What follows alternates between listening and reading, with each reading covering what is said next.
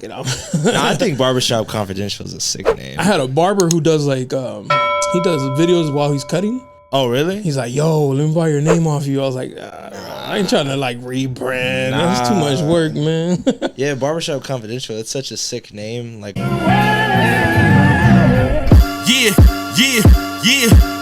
you looking for me, you can find me at the spot. Chopping it up with Jonah, we talking about what's hot on the block. Up in Dago, man, we bumping. Keeping it confidential, you know this how we coming, we in front. Looking for that real, better tune in and stick by. Put on for the city every time that I dip by. Getting to that gritty every time that we sit down. Promise you it's real every time that I get round. Come on, been in the field playing, we work. Welcome back, Barbershop Confidential, the podcast. Your boy Jonah. You already know we got today's special guest, Deepside, in the house. What's up, boy? hey, what's going on? How you doing, man? How you doing? I'm doing great, man. Happy to be here. I was gonna ask you, what area code is 325? So 325 is my hometown, San Angelo, Texas. Okay. We came out, grew up there in San Angelo, West Texas. So West Texas culture is something, you know, that's not very known about. I want to say everybody says, oh, you're from Texas. They talk about East Coast, you know, Houston, Dallas, Austin, right? I'm from San Angelo. Where's that? Like, if you had to give me like a, like, you know, when people ask you, I want to give you a comparison that's accurate to San Diego. It's like it's like being from Oceanside, like to like San Diego. Like it's like, what's the San Diego you're comparing it to? So I want to say like Dallas or San Antonio. Okay, all right. Yeah, like those cities. Usually people from my city go out to those cities and like, try to make it out in those cities. But San Angelo's got like a lot of culture, man. Like everybody, you know, pops the trunk. There's not like these big studios. There's not a lot of industry out there. So a lot of the artists that I know, we have so many amazingly talented rappers, producers, DJs, so many people coming out of my city that are super talented that just don't have the platform. So they go to like Dallas, San Antonio. Yeah, they go to Dallas, San Antonio. We don't have the infrastructure. So for me, it's like really important to kind of like put on for my city almost, where it's just like just doing the music and everything. Like a lot of my music is that, you know, culture, like the way I talk, the way I rap, the like slang and all that. The slang, yeah. And you know, when I come out to California, it's just taking everything. I lived in Baltimore for a while, so like I kind of mix and yeah, I really. Yeah, one of my goals for, you know, doing the music and everything was to kind of become like the first out of my city to kind of set that blueprint, let people know like, okay, you can actually get your dreams. Like you could go out and, you know, do what everybody says that you can't do. Because when I was in high school and stuff, like I used to get bullied. Everybody would say, oh, you're never gonna make it in music.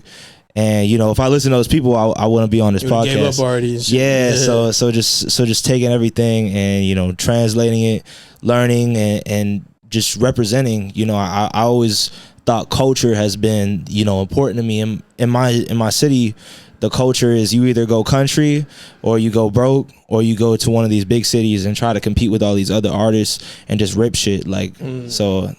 Where'd the Deepside come from? So Deepside is actually a place in Broward County, Florida.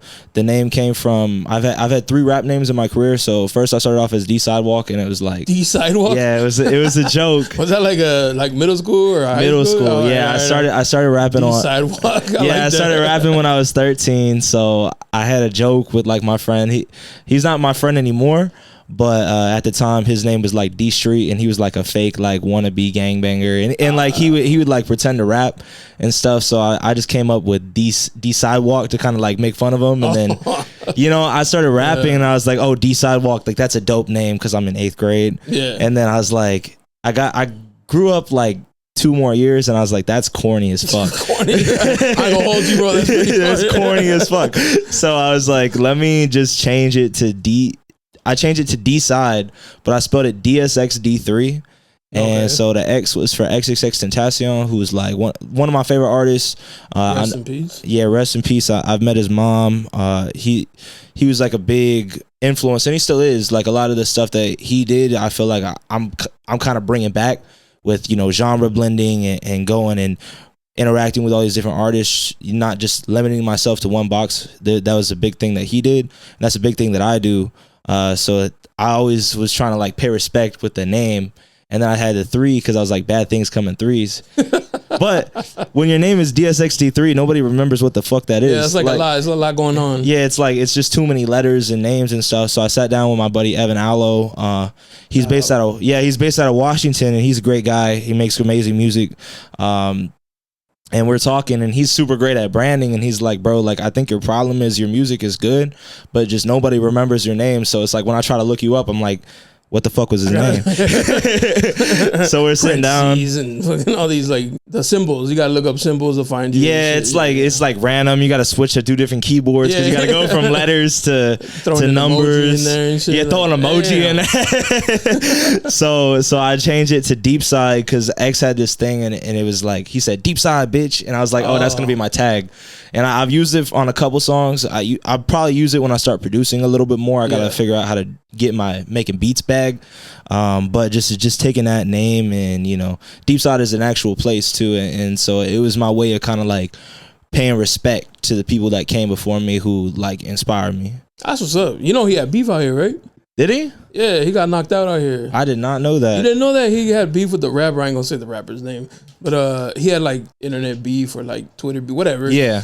And he came out here, and he was performing in downtown, and a dude rap on stage and just clogged. Is that the guy he punched on stage? Yeah. He was from San Diego? Yeah, that was here in San Diego. That's insane, dude. Yeah, I did not know that. When they knocked him out, put him to sleep. See? And the big ass brawl broke out. That was right here at the gas lamp. I did not know that. You know about that happening, right? Yeah, I knew about that happening. I didn't know it was from San Diego, though. Yeah, it was right here. I didn't know that was a Dago thing. That's crazy. Yeah, so there was like the whole thing like, oh, don't come to my city and then see what happened. You know what I'm talking about?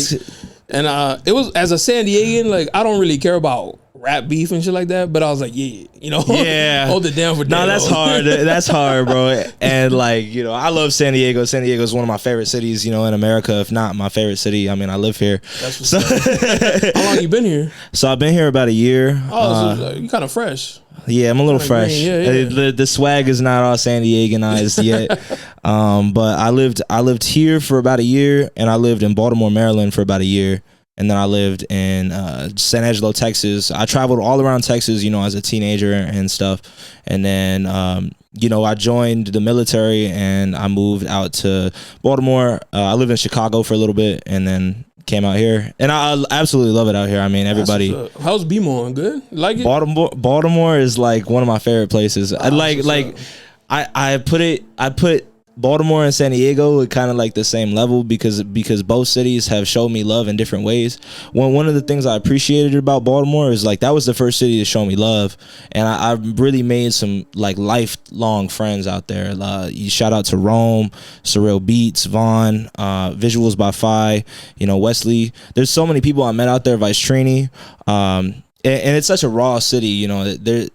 Their city is a lot like my city in the sense of where like people don't really make it out, but there's a lot of talent, but it's just really slept on, and so a lot of artists from their city, you go to New York or they go to Jersey and they go to all these different places, but they actually have, like a culture there. So one of the things I think I related to with Baltimore artists was that they were just popping the trunk and doing like the real, it's like real hip hop that I think is getting kind of lost now that hip hop is, pop. It's becoming more pop music. So just going out there, I was in the studio like every day. I met DJ Flo, who's Meek Mill's DJ. I've met Money Jake, who's like one of the most popping artists in Baltimore. I met YG Tech. So like their music, it really influenced me. And my guy Rome, we just dropped that Too Late song. He was one of the guys who just really taught me so much about melody and music and just the culture as a whole. I really love that. So just learning, and I travel around just to learn how to do better music. So it's like when I'm going through and I'm making music, it's like I pull from these influences that are around me in my real life. And I really love Baltimore. It was really raw, and one of the things I respect about that city is it's a lot like San Diego, man. Like they respect like the real, So I never went in there because I'm not a street artist. Like sometimes I like to have my fun, but like I don't get on here and just try to act gangster, Mr. Tough Guy, nothing like that. Yeah, that's not really me. And when I was out there, I'll talk about real shit, but at the same time, I'm not gonna sit here and act like tough. I just wanted to learn, and I paid respect to everybody I came in contact with. And I think in that city, a lot like how it is in San Diego, they're big on respect and they're big on being real, keeping it real. you know, and I was talking to Rome, like, I think either today or yesterday, and we were just talking about, he was like, yeah, in Baltimore, like, you know, people die out there because they stand on principles. So it's like they're not gonna pick a fight with you if you're just real and you're just showing love, and, you know, you show them love, they're gonna show you love back. So out there, like, I never had no problems with anybody. I was going to like the toughest hoods, like my buddy Vice Trini, he's like a kid that I mentor. He's like 15, 16. We recorded a whole project. I was going to his hood, like, you know, and he lived in, I want to say, Northeast Baltimore, which is like pretty tough. Like, yeah, we went to a gas station out there, man. We heard gunshots in the distance, and, you know, damn. Yeah, it's the real trenches out there. But, you know, they always showed me love, and I was always good. So I just appreciate that city, you know. And I appreciate San Diego too, because San Diego has kind of embraced me. I want to say in a different way, but it has embraced me in like the same caliber. I think over there, like, the industry embraced me a little bit more, just because there's not as much industry out there. People, you know, who aren't from there nobody goes to Baltimore to pop off. Yeah. Nobody goes to Baltimore to make music and learn how they do things. So, you know, me going there is pretty rare, and I got to know really important people really fast. That's what's up. In San Diego, you know, I meet these amazing podcasters, the people like yourself, people like Drinks with JD. I met, you know, Joe Dreams, my guy Curtis, Evan Volk. There's so many dope artists out here that I've met and I've been able to network with. And I think out here, a lot of the content creation has like embraced me, like that kind of space. So I think San Diego is kind of like what you were saying. Like, we have a lot of talent, but it's San Diego. Like, it's not known for like hip hop. I mean, there's a lot of hip hop artists that I think are dope here. Yeah, they're just not as mainstream because they got to go to LA or something to get seen and shit like that. But I think there's mad talent here in San Diego. So I think, you know, you came in and you're part of that now. You know what I mean? Like, yeah, you can be that raw talent that's from here, and then hopefully you can pop off. And you know, and I'm super grateful for San Diego and just everything, man. Like the people out there who I think, you know, got a dream and stuff. I wish more people out here in San Diego like understood like the opportunities that they have in San Diego, that like I think some of the people I know personally who are from here don't see. You know, there's so many open mics in San Diego, you know, Black Expressions, Queen Bees, The Collective. Like, there's so many different places you could go to perform music and get to know people. And in my city, there's no platforms whatsoever. Like, nothing, bro. Like if you want to do a show in my city, you gotta basically become a promoter. You gotta promote it on the radio, you know. And I've seen dudes come to my city, and, you know, I was kind of one of those people that was always like in tune with my culture, but like you would actually have to sit down and like book a show, get the flyers, like you got to promote the show, the whole thing. Yeah, there's no platforms like you could just come do an open mic and then maybe you got like 1 or 2 fans. Like, it's not like that. And in Baltimore, there was open mics and stuff, but there's no industry over there. Like, there's not people really, you know, looking to sign people like how it is in San Diego. And oh, no shit. You know, see, I didn't even know that. Yeah, in Oceanside, man, like just the traveling, man, like it's different everywhere you go. Every place has got its ups and its downs. But, you know, I think the artists in San Diego, like, I know everybody wants to take it up to LA and be Hollywood, but there's a really good culture here, man. And I think if the San Diego artists, you know, came together, I think it would be very powerful in the city, you know, could really start to take off musically, you know. The problem here in Dago, and everybody like who's in that music industry will say it, like, nobody bigs up each other. Like, even like the locals don't fuck with the local, you know what I mean? Like, they don't fuck with the local scene because you ain't popping. Like, they only fuck with like LA shit or like the Bay, or they don't show love to like the homegrown. Mm-hmm. So that's like our biggest problem for sure. Which is crazy, man, because I've met so many amazing artists in San Diego. Like, if everybody was on each other's songs, man, you know, that's what I'm saying. Like that would be insane, you know. And it just takes one person. Like, that's another thing too. Like, a lot of people don't understand. It just takes one person to just bring everybody together. It takes one leader, you know, to change everything. That guy blows up. Yeah, and he's like, "Fuck y'all." Yeah, which is crazy, man. I came from nothing. Y'all figure it out, and that's what happened. Like, he moved to LA, and it's like, damn, bro. Like, I've gone to like the neighborhood he was from, and a lot of people who knew him were like, nah, he like turned his back on everybody who fucked with him from the beginning. And that's the sad part about like that industry in general, but especially here, like, man, like getting your own city to show love is tough. It's tough. It's always tough, man. And that's where I got the most hate, my city. Damn. You know what I mean? Well, like, because they're like, what the fuck? Yeah, like, what makes them think he gonna get out of here? They don't see you, they don't see me as Deepside, you know, they see me as a kid they went to school with. They see me, you know, as just a guy, you know, with a dream. And, you know, in my city, I think racism plays a lot more into it than. Well, I was gonna ask, what's in your city, like where your hometown?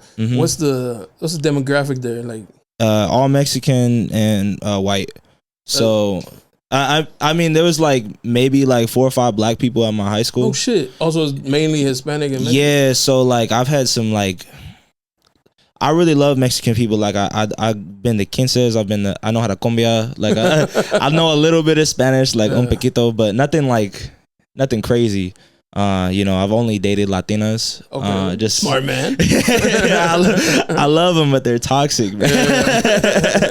We love it. Yeah, I like it though. But in my city, you know, one of the big obstacles that I faced was people try to put me in this box of like, oh, you're white. Like it's the most backwards thing because I haven't experienced it, you know, in these other places, but it's something that's always kind of like following me. People will be like, oh, like, you know, you're white. You can't do that. And like, you know, in my high school, you know, sometimes like the Mexican guys, you know, like they be clicking up. Yeah. So it's like, sometimes they would try to like, you know, exclude you and like, there'd be like a little bit of tension, I think, between like the races. And so that was another thing that was always important to me because I think it's stupid. Like, I mean, would you have only like a small amount of different type of cultures? Yeah, and in Texas, man, it's just our history too. Like you know, white people and Mexican people don't always have the best history in Texas because I think a lot of Mexican people feel like, you know, like the white people like took their land and shit. So I respect the history, but like I think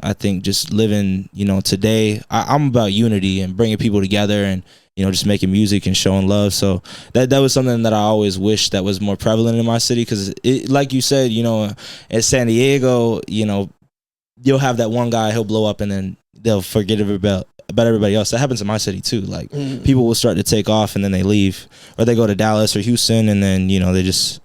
But the culture in like Houston, Dallas is not like where you're from, right? Nah. Cause there's like, it's way more diverse. Way more diverse. Yeah. Houston is I want to say it's a black city, like you know what I mean, like yeah, people. That's what my boys are. Yeah, like, but I love Houston. Like, I love all people. And my city is more like Chicanos, you know, rancheros, like people with the cowboy hats. Yeah. You know, they're like that Mexican OT. They got like mullets and shit. like, but I love it, man. That's my city. It's my culture. So it's just like I embrace it, and I just you know. Try to show love to everybody, man. And there's a lot of dope artists, you know, from my city. Like there's this one kid I know named LaRoyal, and he's LaRoyal. Yeah, like La L-U-H and then Royal. Yeah. Yeah, and he had this song, man. It was called Throw It, and it was like a club banger. And like I just wish, you know, more people showed love, you know, to hip hop in my city, because a lot of people like that country shit. You know, the infrastructure, the music industry in my city is all country. Like you want to be a country singer, and like I had a lot of people, you know, tell me like, oh, you should go country, but that's not my lifestyle. Like I don't. And it's probably even cooler because like small town in Texas, yeah, homegrown. You know what I mean? So like country music, all American, man. Yeah, they wanna like support that, but I just was always, you know, hip hop. You know, so I don't do things that feel inauthentic to me. So that was like a big reason why I didn't do country music. I did a little bit of rock music, you know, yeah. But not country, man. I've always been like a fan of hip hop. I just love hip hop. So because I'm getting, you're white, right? Yeah. I was like maybe like a light skinned Mexican dude. I don't know. Nah. I've gotten that before though. They see you with the Latina. They're like, I love Latinas, bro. What's it like? I've always been curious about this, and I think I asked, like, I haven't had to hit too many artists on here, but like the few I've asked, like, what's it feel like when you go out to perform and like nobody knows who you are, nobody knows your song, and you're like hoping they catch the vibe, bro? Like, what's that feeling like going up there and knowing like, all right, they're definitely not gonna sing along with me, Like, I just want them to get like their head bobbing. Like, so I've had this experience actually in San Diego, more so than I had in my like city and in Baltimore. In San Diego, I had to kind of change my approach to things, because in Texas I was a lot more lit. Like, I'd be on stage yelling, come to the front, everybody fucking get close, like fucking touch me, like and there's videos of me just jumping on stage, like, really going crazy, because I didn't give a fuck if they knew my song or not. I already knew they weren't gonna know my song, but like, you have to bring that energy. So for me it was always spiritual. Like, I get on, even now it's still spiritual. Like, I get on stage and I feel that presence, and then it just kind of comes together, and I don't give a fuck like if somebody likes it or not, but people will have to show me like my respect, or else I'm not gonna feel like if people show me respect in the crowd and they pay attention, then I feel like I did a good job. But if it's like people are kind of like off on their phones or doing something, that shit pisses me off. So like, understandably, like they look up at the stairs like, I don't know who that is. Like, like when I did my first show in Texas, I had like people sitting down. I was like, I'm not fucking performing until you get the fuck up and come to the front of the stage. And I will shut this whole shit down. Like, and so like, I can't. It's like in San Diego, I don't want to have that kind of aggression, because it could be looked at differently. It could be looked at differently, man. And I don't know the culture. I'm still learning the culture, I'll say. So it's like, and also San Diego has got more of a history with music. In my city, they don't have that. So when I was doing my shows, I had to teach people how to react to the music, and in Baltimore, it's kind of like they kind of do the same thing. But I had doing open mics in San Diego when I was performing in Baltimore, so it wasn't as hard. But San Diego was definitely hard because I had to change my approach. I had to kind of calm down, and West Coast, y'all's bounce is different. Like y'all the rhythm, y'all ride out more, and so like I felt like I had to be more chill. And I'm not always like a really chill artist. Like, sometimes I just feel really like aggressive, and I just want to like jump around and shit. So I've definitely experimented, but even if they don't know the name of the song, or sometimes I'll just tell the crowd, I'll be like, just hum, you know what I mean, or do something. Don't be a dead crowd. And eventually when I do my own shows, like selling the tickets and stuff, man, I'm gonna bring back that style of like, aggression. Yeah, because I like that shit, man. Like, it makes me. I'm from the South, bro. Like, we get fired up at that, man. Like you're not gonna come to my show and just be boring and stand on the wall and just play on your phone and just get clips. That's not why you came to the show. And I feel like when people have shows, like they come for the experience, So as I do these bigger venues and I get bigger, like, my plan is to kind of bring that back. I don't like you seen the way Travis Scott performs. Yeah. That's like the way I like to perform. Just wild. Just crazy. Yeah. But he's been like that since when he had like the small crowds and shit. Mm-hmm. I've seen the videos. I was gonna ask you. So then, did you have to change the type of music you're putting out since you're out here, or do you keep it original to what you already had? So music for me is just art. So I just make what I feel like making. So like, I'll make a West Coast song, like, because I like the first time I went to LA, I wrote like this West Coast banger, and then I called up some of the homies from San Diego. I was like, yo, bro, just hop on my song. And I had to pay one of them a little bit of money, because he's a bigger artist out here. His name's RG, and he's insane. He shot videos for like Blueface, Mozzie, like all types of people. And so I have a song with him, and then my buddy Mile in the Prairies, who he was featured on this magazine, Underground Magazine, which was something I was also featured on. Shout out to them. And so we have this song called Bankroll, and it's just like an old school West Coast, Snoop Dogg kind of beat, like just banging. But then I have other songs where it's like some Detroit rap shit. I have songs that are like acoustic, me singing. I like to make music for women sometimes too, just to gotta get the girl who jams and shit. Yeah, because so many rappers, they always try to be super gangster and super hard, but like that they don't even realize that like the females are the ones buying the shows. They're coming, they're getting the merch, and so like women also just feeling comfortable at the shows, when they come out. Like, if you do all that aggressiveness all the time, they might not come out. Yeah, they're gonna be like, if you're making mosh pits and stuff, like the girls are gonna get trampled. So like sometimes I'll just make a song, and I'll just be saying really nice things about girls. I think that's another thing that's really missing, from hip hop right now. There's a lot of like bitches ain't shit. Yeah, like they're all hoes, like all these girls. Like, I just fuck bitches and get money. Like, you know, I definitely have songs like that, but that's just me having fun. But my real view is like I like really like I like women, like, and so I want them to feel comfortable when they listen to my music, and I want to give them something that they can also enjoy. And so that's kind of like the approach that I've taken. But for me, music is art, so I just kind of go wherever, like whatever the flow, whatever you're feeling. Yeah, like if I feel sad, like I wrote this whole EP because I had an ex-fiance. Oh, so I like when, you know, I was in my feels about us like not, you know, getting together and like not being together anymore. I wrote a whole EP about her. It's about her, and it was some like acoustic singing things, like no curse words, just like what's up? Yeah, just me singing my heart out. Then I had this situation where I was dating this girl and I found out she was married. So I was just making fuck that bitch music. Respectfully. You found out she was married? Yeah, bro. I'll tell you the story.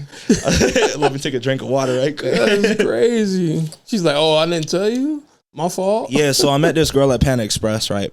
And she's working there. She was working there. Yeah, she was working there, but she was mad cute. Like, I was gonna say, you know what? People be sleeping on Panda Express. They be having some cuties in the bag. Yeah, she's really beautiful. Like the cheating on the husband part, like that's the only thing that made me. She was a great girl though, and like I'm not trying to say like anything to diss her. So she's like watching. Like I don't want her to feel like crazy. I'm not gonna say her name or anything, but yeah. So I meet her at this Panda Express, and she told me, like, in the military, like, there's this thing where people will get married just for money. Oh, yeah. So, like, it's called BAH. So, like, you get money based off of, like, where you are. And in San Diego, you get a lot of money. For being married? Yeah. I also heard, I knew some girl that was in the military. She would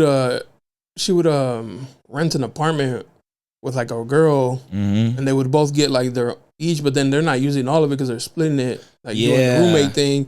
And she's like, it's way better than living on base. Yeah, a lot of people do that, man. So she explained it to me as like, I met her and I got her number and like we went out on like the date. It was great.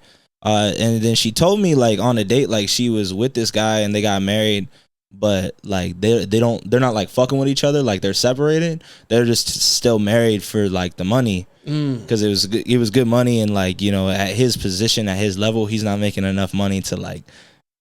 He's making what I'm making, and so it's just like, which is not much. Yeah. So I'm like just being respectful, you know, like we're cool, right? So we go on a couple more dates, you know, we end up doing our thing, right? But then we get in this fight because I went over to her house, and like I kid you not, bro, I was there for like 4 hours, and inside the house, because she just gotten off work, so I just went over with her. And she was like, oh, like, I'm going to get ready for bed. So she goes and take a shower, and she starts, like, taking off her makeup. I'm like, oh, it's cool. Like, I was going to stay the night, so I wasn't even tripping on it, right? But I was sitting there, and we were just, like, chilling. And, like, we go to her room, and we start trying to watch a movie. I just put my arm around her, like, trying to do, like, some sweet shit. Like, you know, like, even, like, cuddle, doing the you know? movie, yeah. Yeah, just trying to, you know. And she's like, no, I just got off work, right? And she starts taking, like, hits of like weed, bro. Like I don't really have a problem with people smoking. I personally don't do any like the substances, but she starts trying to get like super fucking high. And I'm like, so in my head, like I get these alarms, you know, because I don't like dealing with females when they're like under the influence. It's just too much of a liability, and especially these days. Yeah, these days, man. You know, you have a girl, you know, she'll make a move on you, and then the next day she'll be like, fuck you. Yeah. And so like that's something I always try to avoid, you know, because I don't like being around girls on substances. So she starts trying to get really high, you know, and I'm still doing my thing and I'm chilling. And she's like, oh, I just need space. Like, and she starts really taking the weed, and I'm like, okay. So I come back like, you know, 10 minutes later, like, oh, like, hey.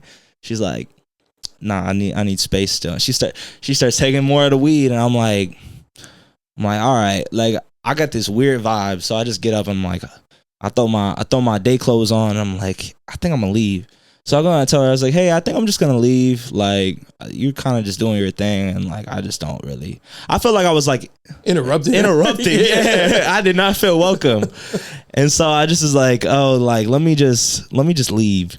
And she gets pissed, bro. She's like, I wouldn't have brought you here if I didn't want you here. I was like, well, do you want me to stay? She's like, no, you already said that you're leaving. Just leave.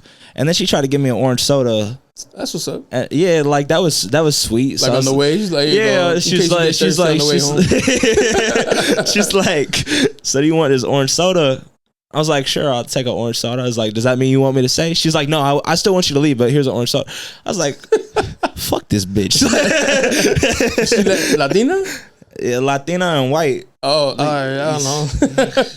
She was Latina though. She was from Arizona and Texas, so she was from like around where I was from. That was like one of the things we connected on, you know. So like I understood her a little bit more, but she was Latina. And she was just like, I just want you to leave. I was like, okay, well, I'm not gonna fucking stay here. What I think she wanted me to do, like, I have a theory. She wanted me to be like, no, I want to stay. Like, let me stay. But like baggy type shit. I don't do that, bro.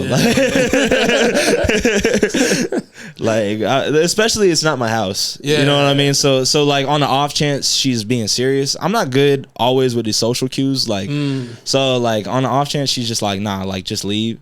Like, I'm not gonna sit here and be like, let me stay. Like this. I know this girl. She said that she likes it when dudes just like grab her, and like just take it. You know what I mean? Yeah. She said, and I was like, you want dudes to take the, take the risk off the off chance you'll enjoy it? Yeah, like, that's weird. Might catch a case. That's weird, bro. Like, she's like, well, no, it's just exciting. I was like, not for him. Yeah, she like I don't do things like that, and she seemed like she was that type of girl, which is like cool. Like that's what you're into, but not with me. Like you know what I mean. Like I'm very respectful. So she's like, leave. I'm like, okay, leave. So I called an Uber. I'm like, I'm gone. Right? We get in this fight. We start fighting for like a day. We're just going back and forth, like because I be arguing with Latinos, bro. Like it's fun. It's fun. Like they're passionate. Keeps the day interesting and shit for sure. Yeah, and so we're just going back and forth, and then she said some crazy shit like, oh, to think I was about to leave one boy for another boy. Like one, she tried to say I wasn't a man, and that's foul. That's disrespectful. I didn't like that. Yeah. Like I was like, I don't know who the fuck you think you are. I just left because you said leave. Like, don't try to act like not an adult. And so she tells me that, and I was like, I work it out with her, but then we're cool. But I'm like, yo, like, why the fuck did you say that? She's like, oh, like me and my husband are actually still together. Oh, like, was he just not home when you were there? Bro, it was worse. He was out to sea, like in the, that's foul. He was out to sea in the Navy, and like, you know, they have like this thing, man, like the wives be cheating when they're gone, man. So I just was like, damn, like I feel really, really like scummy. Really scummy, man, because I would never do that. You know, I'm not a homewrecker. So she is. Yeah, so she's telling me all these things, man, and I'm like, bro, like you. But isn't it common, like in the military? Yeah, it's common, but like it's still fucked up. She tells me like the dudes that got the boat booze. Yeah. So and the wives sometimes know about it, where they're just like, whatever you do out there, just when you're home, you're here. You know what I'm saying? Yeah, like, that's crazy. Like, okay, maybe if it's like the wife saying that, but like as a man, you know, I just think that's just like, I would not have my girl just, you know, she married to me and she's cheating, like, yeah, hell no. Like, yeah, because it's less of like her cheating on me, and it's more of just like my honor and like respect, you know. So, and the worst part, they're probably fucking like other military dudes, yeah, who are not at sea. Yeah, and she just said some shit, man, and then she was trying to like be like, oh yeah, like we're still together, and I found him on Instagram, and I was like, damn, like he really got pictures of her just like, damn, like up, like they're kissing. It's like her birthday. I'm like, bro, like, it's the love of my life. She out here. I'm like, bro, like, and she said some crazy shit, man. Like she was like comparing us in like ways that we shouldn't have been compared. Damn. And like it was more favorable for me, but it's fucked up. A win is a win, my guy. Like it's a dub, but like damn, dub, bro. Take the dub, walk away. Yeah, but like she had written me like love letters and shit. Like I wrote like, you know, like I'm very romantic, so I wrote her like, you know, some little love letters. She was writing me love letters, and like that shit was just crazy, man. And then I find out like, oh, they're married, and then she just. Like I was just like, I was like, well, are you gonna leave him? She's like, nah. So I'm like, all right, that's like, my answer. I'm not about to be fucking with you then. So I started talking to her for like a week, I want to say. Then I fly back to Texas, and she was flying back to Texas around the same time, but she was flying to a different part. And so she texts me, and she starts just chatting me up like everything's normal. Chopping you up. Yeah, she's like, hey. So, hey, big head. How are you? Like, I'm good. And then she's like, she starts talking to me, and I'm like, yo, like, so you trying to hang out when I go back to Cali? Like, I'm just gonna call your bluff, bro. Like, at this point, like, you're just wasting my time. I'm not trying to have small talk with you. Like, are you trying to hang out when I go back to Cali? You know what I'm trying to do. Yeah. You know, just trying to fuck or not. She's like, we can't. I'm like, all right, bro. Like, just leave me alone. Like, cause I'm not gonna sit here and, you know, play these games. Like, I don't want to be dealing with no husband trying to. I was gonna ask, bro, ain't that risky? Trying to act crazy. Yeah, it's like really against the rules. Like, oh no shit. Yeah, it's against the rules, man. So I just, you know, they act like it's not. I mean, it doesn't really affect her. It affects me more than it affects. Oh, she could get me in a lot of trouble. But like it's fucked up because I didn't know. Right. You know, so it's just kind of like in like if I did get in trouble, they would just pull this podcast and be like, "This is evidence." But allegedly.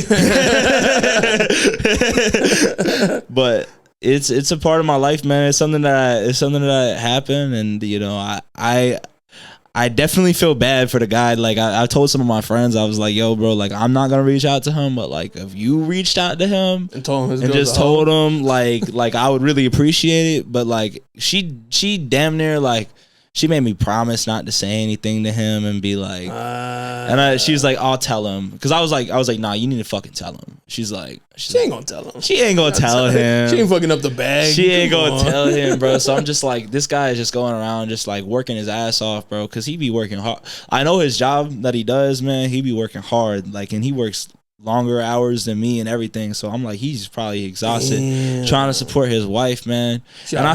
And that's just you, bro. Like who else? Who knows? That's what I'm saying. You know what I mean? She gonna find somebody else. You know, but I still see her every now and then. I saw her today at because I still go to that Panda Express. Y'all like, sir, my orange chicken, shut up.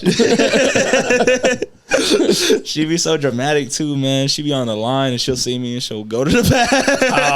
I'm like, girl. I'm like, girl, it's not that. I was hoping for extra scoop. Let me get it for free. Get the teriyaki, baby. That's crazy. What's it like? What do you tell, like, all right, let's say you meet a girl, right? And she's like, what you doing? You tell her your regular job. No, but like you say, like, I'm a rapper, and do they look at you like, boy, good plan? What I usually say is I just say I'm a photographer. Okay. Because that's what I do for the military. So I just be like, oh, like I'm in media. Like, or I say something like that. And, you know, I can warm them up to. First, I want her to know me before she knows like my job. Before she knows B Rabbit. Yeah. Well, Deepside is like Deepside. I'm really proud of Deepside. You know what I mean? Like we really built this brand from the ground up, and like it's got motion. You know. Yeah. But it's like, and it's like years of work. So it's not something I'm ashamed of. But it's like when I'm dealing with these girls, man. Like, there's a me on the internet, and then there's a me in real life. And, you know, also with my job, like being in the military, there's a lot of misconceptions that just come with, you know, people think like, oh, you be cheating, you know, especially because I'll be rapping and shit, like, you know. So you got like two of the top. Yeah, like so if we went top two cheaters, like military rappers. Yeah, which is crazy because like I just don't want girls, you know, to think that I'm like a bad person, because I'm not. Like I genuinely am just very loving, and like, you know, like I really like respect women. Yeah. And like I don't be right now, girls are a distraction for me. That is like the one thing I will say. Like, maybe that's not an on brand thing to say, but I don't have enough time in my day to do this and to do my job and then to have like a girlfriend. So I've been kind of taking a break and like being like, nah, like I gotta chill, because it's it'd be a little bit too much. And like with my ex-fiance, like that was a very demanding relationship. So I just like, okay, let me just take a break, like build myself up so that, you know, when it is time to meet a girl, you know, I have things to offer. And that's like one of the things that's kind of been important to me, like getting older, I guess. I didn't really think about it when I was like younger, but like now, you know, I'm about to turn like 21, which is like pretty young still. Yeah. But you shouldn't even think about relationships. Yeah, that's what I'm saying, man. Ex-fiance? What the fuck? I had an ex-fiance. We were together for like 3 years. Beautiful girl, like amazing family. She was a really great girl. We just didn't get along on certain things. And she really wanted to get married. And so I was kind of just like I felt that pressure to kind of to propose and shit, man. So yeah, I proposed to her in DC, Washington DC, and you know it just didn't work out. But like she's a great girl. Like I had some songs where I was talking shit about her. I can't even put them. I don't even have the heart, man. Like her mom and me are still friends on Facebook. I'm like, y'all like, hey yo mom, check out this check out this song. It's like your daughter's a bitch. Yeah, so I just don't wanna like, you know, disrespect her or anything. But she was a great girl, and you know, she was my first like real girlfriend. Like we were dating from the time I was 17. So like I wanna say like 8 months ago. So it's kind of fresh. Yeah, I mean it's not super fresh anymore, but like, you know, for a while there I was really feeling like the loss, and then that's when I started just taking all that energy and just putting it back into the business, because I'm like, okay, I'm spending all this time fighting with her. Now I got all this free time. Like, let me go on some podcasts. Like, let me do this press run. Like, going to the studio a lot more. I'm hanging out with the guys. Like, you know, that's stuff that I wasn't really doing. Like, and one of the things I regret about that relationship is I made a mistake as a man. I letting it move a little too fast. Mm-hmm. You know, so there was things I was putting under that relationship. I was putting that relationship like over. You know, so like I had opportunities to go to college and stuff, man, and I kind of fucked them all off because I was like, oh, we're gonna move in together. And we had some situations, and you know, we weren't together, and then we were on and off, and I just like, you know, I proposed, and then like we didn't tell anybody because it was like I didn't want my parents to find out, because I knew my parents weren't gonna approve. You know, of her or like just of us getting married. My dad is a super great dad, and he always looks out for my best interests. And I just know how he thinks. He would have been like, nah. Yeah, he would just been like, like, pregnant? Nah, like, yeah, he would have done, because my dad had me when he was 20, and you know, my dad, I think he feels like he made a lot of mistakes growing up. So his biggest priority for me growing up was like, okay, I need to make sure that you don't make the same mistakes, you know. And my dad is funny because he's super like successful now, but like as a kid, like I really watched him like make something of himself. So for me, that always stuck with me, because I was like, okay, let me do that too, you know what I mean? And let me do it, you know, bigger, starting younger, because he didn't start till he was 30, really building himself up. And, you know, for me, I'm starting at 18, you know, I'm 2 years into building everything up, and I've started really investing in the business. So I'm like, you know, my dad really laid this groundwork of like establishing a good mindset on me to have a strong work ethic, be strong in my beliefs, you know, believe in God, you know, stick to these principles, you know. And with this girlfriend, I don't think they disliked her. They liked her, but they felt like she was kind of something that was pulling me off my path a little bit. So, and especially because we were moving so fast. And parents know, man. They be... Yeah. They get that intuition. They're like, nah, she ain't it. And one of their biggest fears was like me getting her pregnant, because then, you know, I would just it'd be the same kind of cycle, you know. So I'm grateful that it worked out the way it was, because me and her were able to, you know, I was out here and I did my first like paid show in San Diego, and it was not a great show, but it was like my first paid gig in San Diego, and we broke up like right before that. Oh, okay. So yeah, I just left my heart out on the stage, and that's how I dealt with that kind of breakup like initially. But it was something that was kind of like a long time coming, and we were able to sit down like adults and be like, all right, we can't be together. Like, you live in Texas, you're going one way, I'm going this way. I live in California, and if we didn't get married, you know, we didn't have enough money to move her out here or anything. So it's just like, and that was what my dad was saying. He's like, well, if you want to be with her, you know, you got to move her out there and, you know, start trying to build that up. And then if y'all want to get married from there, do that. But with her, she didn't want to move across the world, you know, just to see, like, she wanted a commitment to move out here, which makes sense, you know, for her. Like if I was a woman, I would think the same way. Yeah, because you could be like, nah, never mind. Yeah, good luck getting back home. Yeah, and like, you know, for me, it was like I just wasn't ready. Like I felt like I had a lot more things that I wanted to do with my business and everything. And so it's like, okay, I either choose this and investing in this, or I choose that and investing in that. And women are super unpredictable. So you know, she's amazing. She's a beautiful girl, but she had mood swings. So I'm just like, let me, you know, with this is reliable. At least it's based off of me. So if it fails, I know it's based off of 100% me. you. Yeah, it's 100% me. But like with her, you know, she could wake up one day and just not want to be with me anymore. And I don't think she was that type of girl. But you know, it was just one of those things where it's just like, you're there, I'm here. We got to just go our separate ways. But yeah, I don't know. I'm not too sure about getting in like another. You know, I think just enjoy your fucking journey, because I don't know if you know, like other rappers, like they blow up and then they're still with the girl that he was there from the jump, right? Yeah. But then, you know, like eventually Kendrick, man, he cheated. Jay-Z cheated. Like Logic, who used to talk about being with this like high school sweetheart, dipped on her. You know what I'm saying? Bro, like, I can't stand Logic. like you got Joe Budden in here.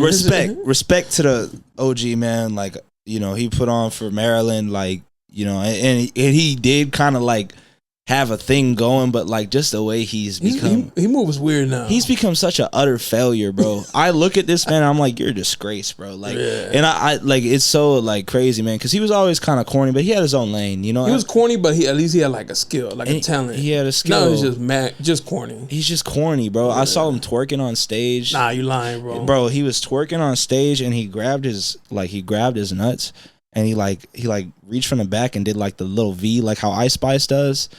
I'm just like, that's weird. And I'm not homophobic, but like that shit was gay as fuck. The gay dudes in the crowd were like, nah. But to me, I just look at that and I just think like, what is that telling the youth? You know what I mean? Like, okay, like, yeah, you like to have fun and shit, but like, you know, like that's weird. Still got like little kids that look up to him. Yeah, little kids look up to you, bro, and you out here just twerking on stage with your shirt off, you're fat, like, you know, and nothing. There's, you know, I don't judge people at all, but you know, people with that kind of like platform and you doing weird things like that, being like sexual, it rubs me the wrong way, especially because I think Logic appeals to a lot of kids. So, you know, I want to, you know, one of the big things that's important to me is, you know, being like a positive example for the youth. I think Logic, man, he had it all, bro, and he just fumbled the bag. I think probably drugs and shit. Yeah, man, like that's a big thing too, man. I avoid drugs, man. Like you know, I don't think weed should be illegal, but like I would never, you know, get into drugs. I don't even drink because it's like I need to be aware so that I can, you know, take these steps. Like every now and then I might take a shot. Like if I'm with somebody, you know, I respect and we're, you know, at a club and they're like, "Oh, you want to take a shot?" Like I'll take a shot. But like I never get drunk around anybody, like, and be under the substances because you have to have that mental awareness. A lot of people are looking to take advantage of you in this business. You know, 100%. There's a lot of people who are gonna take something that you got going on and they're gonna try to finesse you, get you drunk, get you to say more than you should have said, and then they're gonna try to, you know, use that against you. Or they get you super drunk and then they humiliate you and then now they have blackmail on you. Damn, you be like overthinking it for sure. I do. I definitely overthink it, but it's something that you gotta be aware of, man. Yeah, not everything is sunshine and rainbows. You know what? Like I think like that, but I think I try to like think 3 steps ahead. Yeah. So like even if I like say something or something, I think what would I say if they told me, right? Yeah. So like I'm thinking of what their rebuttal can be. Let me think what's the worst that can happen from my decision? Yeah.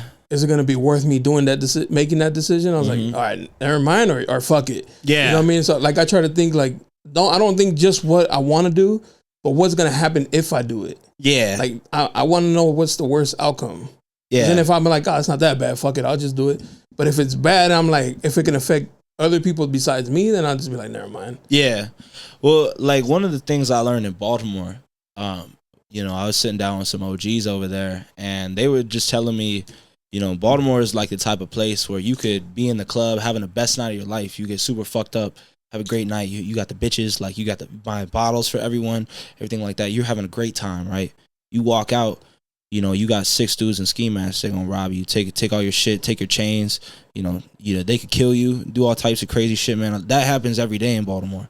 Yeah. So one of the things it you know, and learning that, I listen, you know, so if I did ever get drunk or anything like that, it would be around family, you know, and like I keep my family very close.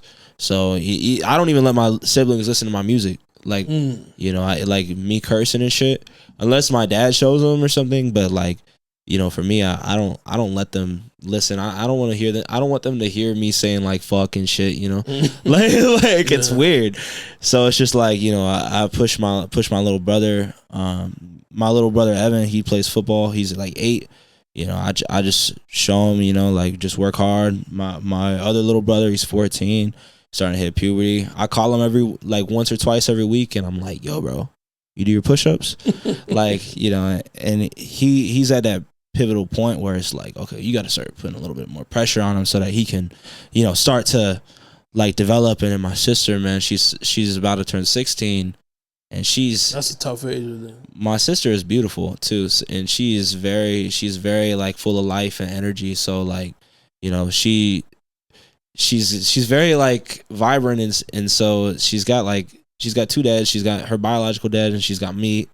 And then she's got like, I'm not her dad, but my dad, you know, because my dad's married to her mom, you know. So like when I talk to my sister, I try to like, you know, take her out, just treat her very like respectfully and, you know, nicely. My parents like to make fun of her and stuff to keep her humble, but like it's kind of scary, like the world that we live in, man. And I think it's always better to be more prepared than it is to be underprepared, and that's something that I guess the military has taught me. Like, because it's like there's a lot of bad people out here, so it's just sure. You gotta protect. Do they know you do music?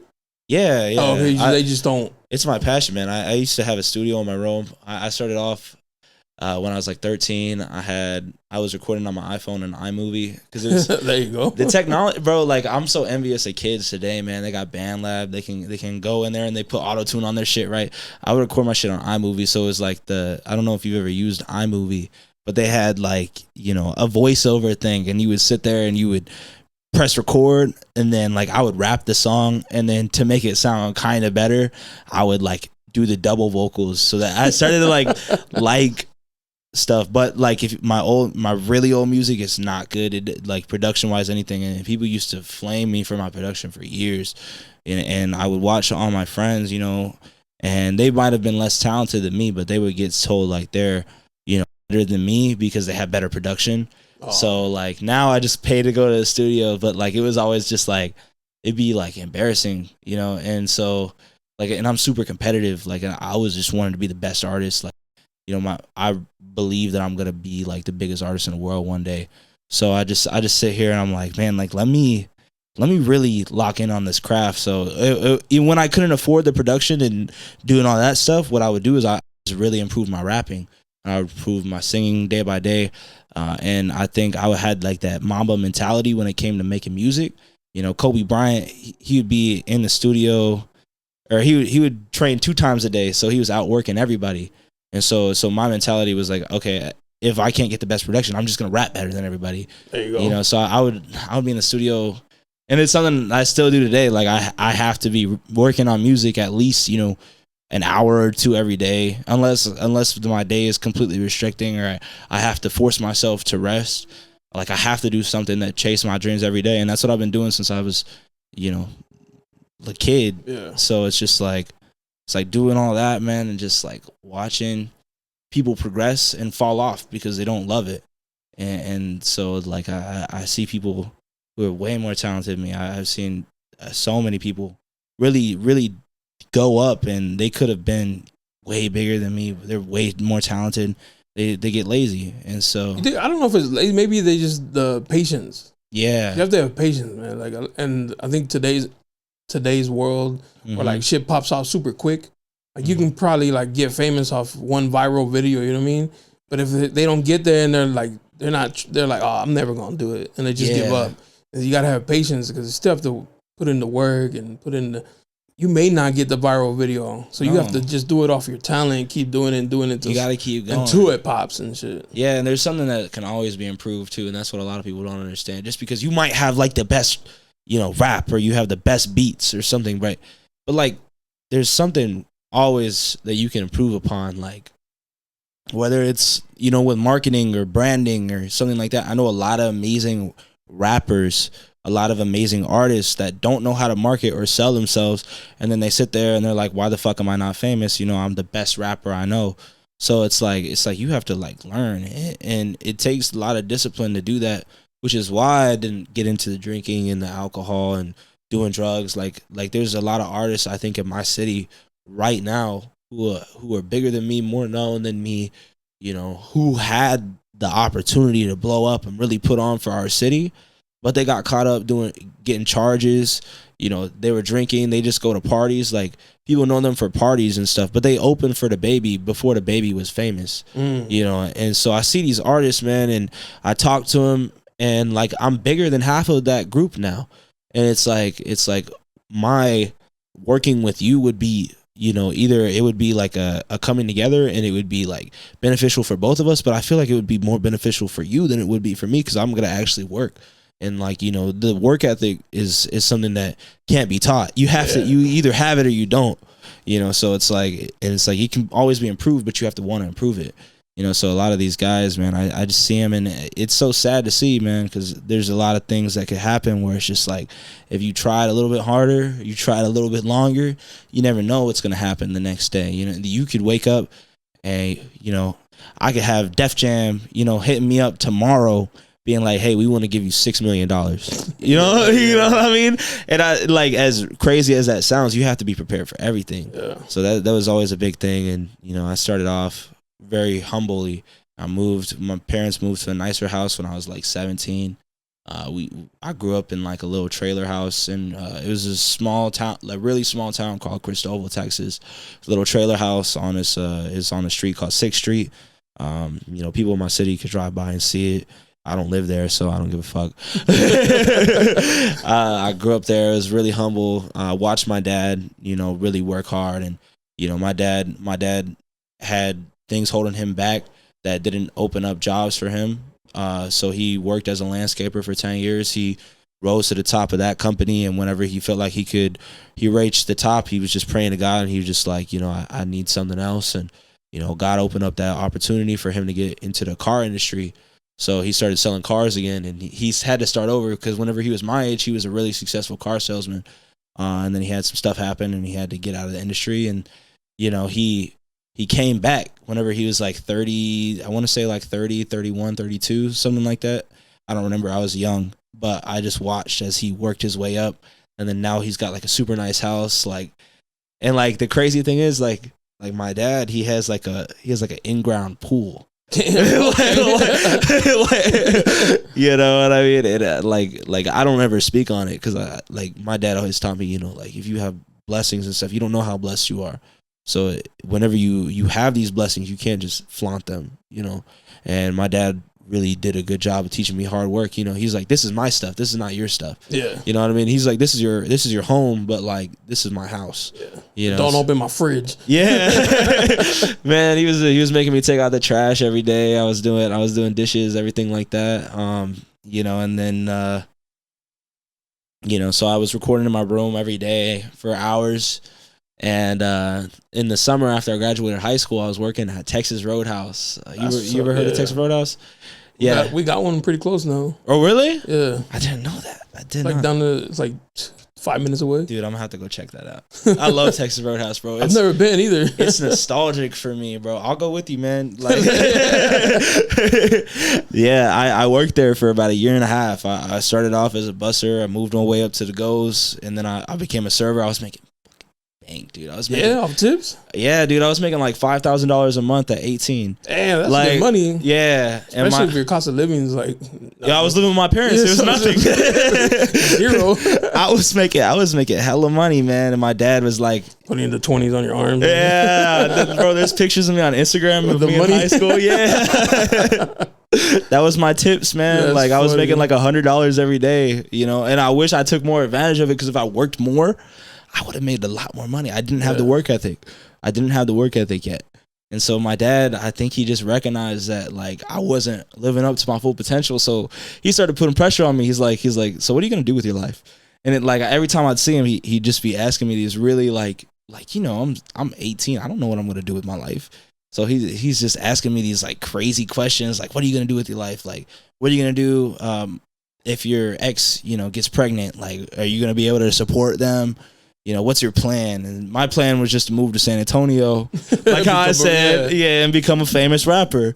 You know, I told my dad that plan. He's like, that's the stupidest idea I've ever heard. He kept it real with you, though. He said, that's stupid. So he's like, look, man, just look into the military. I'm not saying you got to join, but just weigh out your options, you know. And it ended up being like I joined the Navy, and then I did like a huge show like right before I left. Like it was big for me. I don't know if it was. I think the promoter lost on it. The promoter was my mentor. He actually passed away. Shout out to TK Crazy and his family. Yeah, he was a great guy, man. And we made a documentary about him. But I think he was at a loss for it. But it was huge for me. You know, it was like the confirmation from God, bro. Like, just like, you could do this. Yeah, I could do this, and this is what I was meant to do. When I was on that stage, bro, it was like a spirit, bro. It just came down, and I just felt it, bro. Like, and I had never had anything ever like that ever happen in my life, man. I always felt like I was doing something wrong.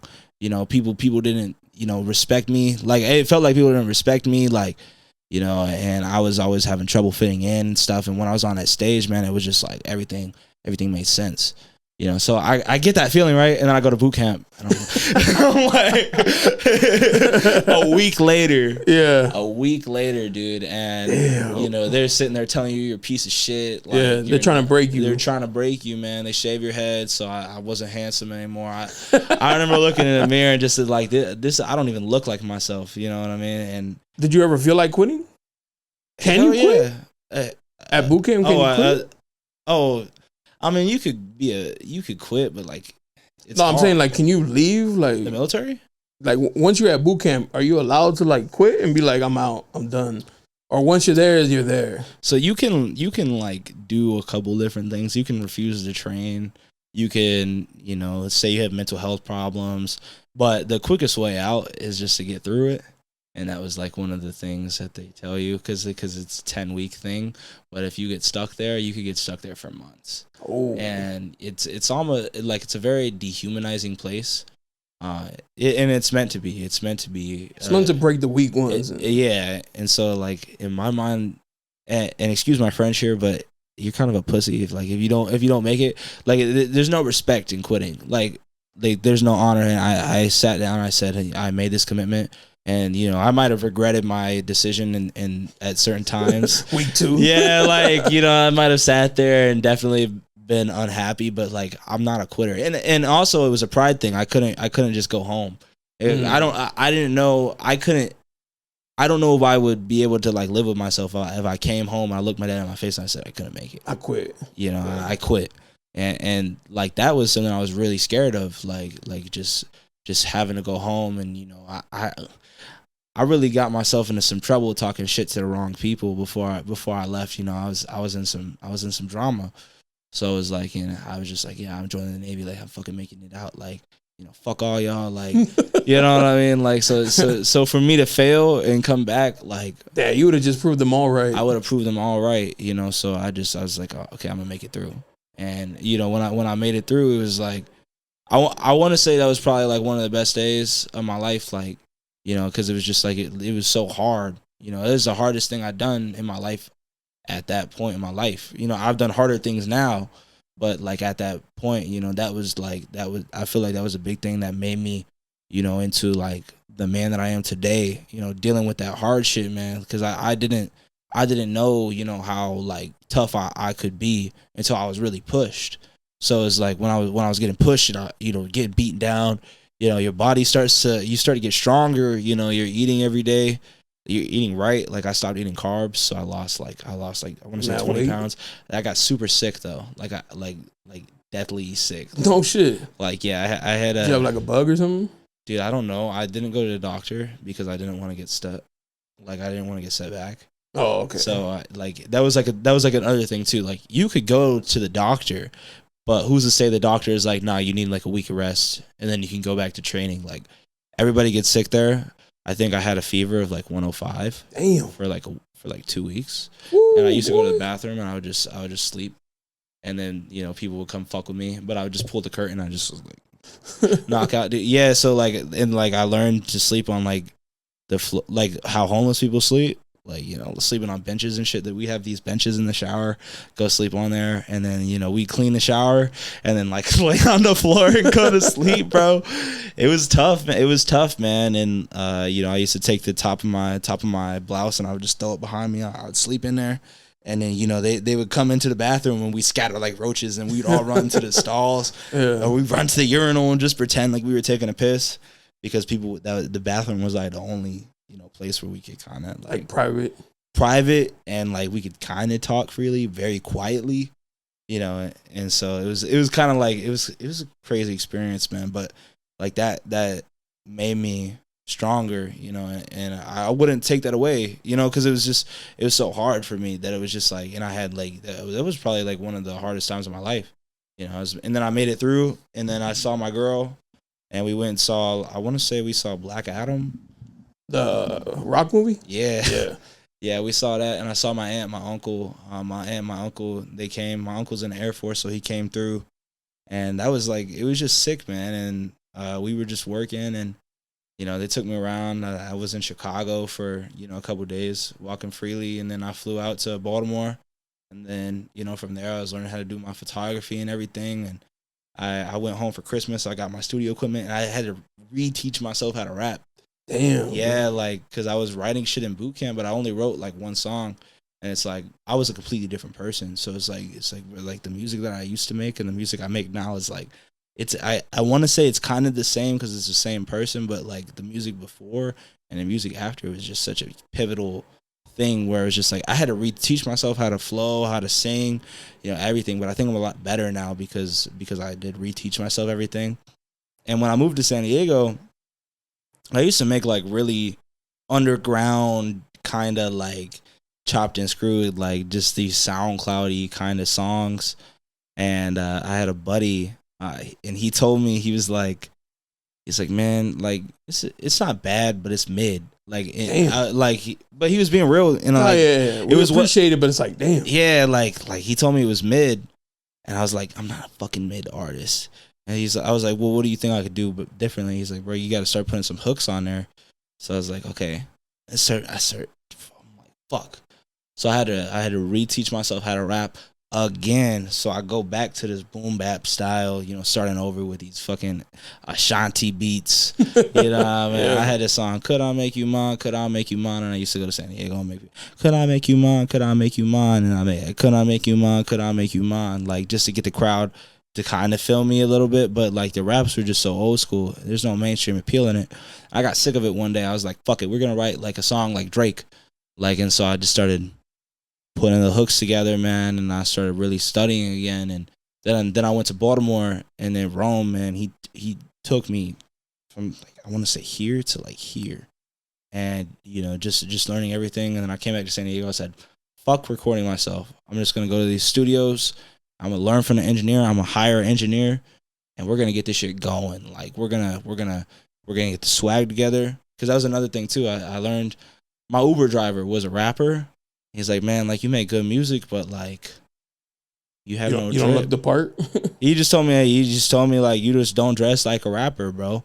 So that's where I started throwing the blacks together. like I started getting my own style. You know, and I wish I had more money to throw at it, but like all my money goes back into the music. So it's like fuck buying clothes. I think it's a waste of time.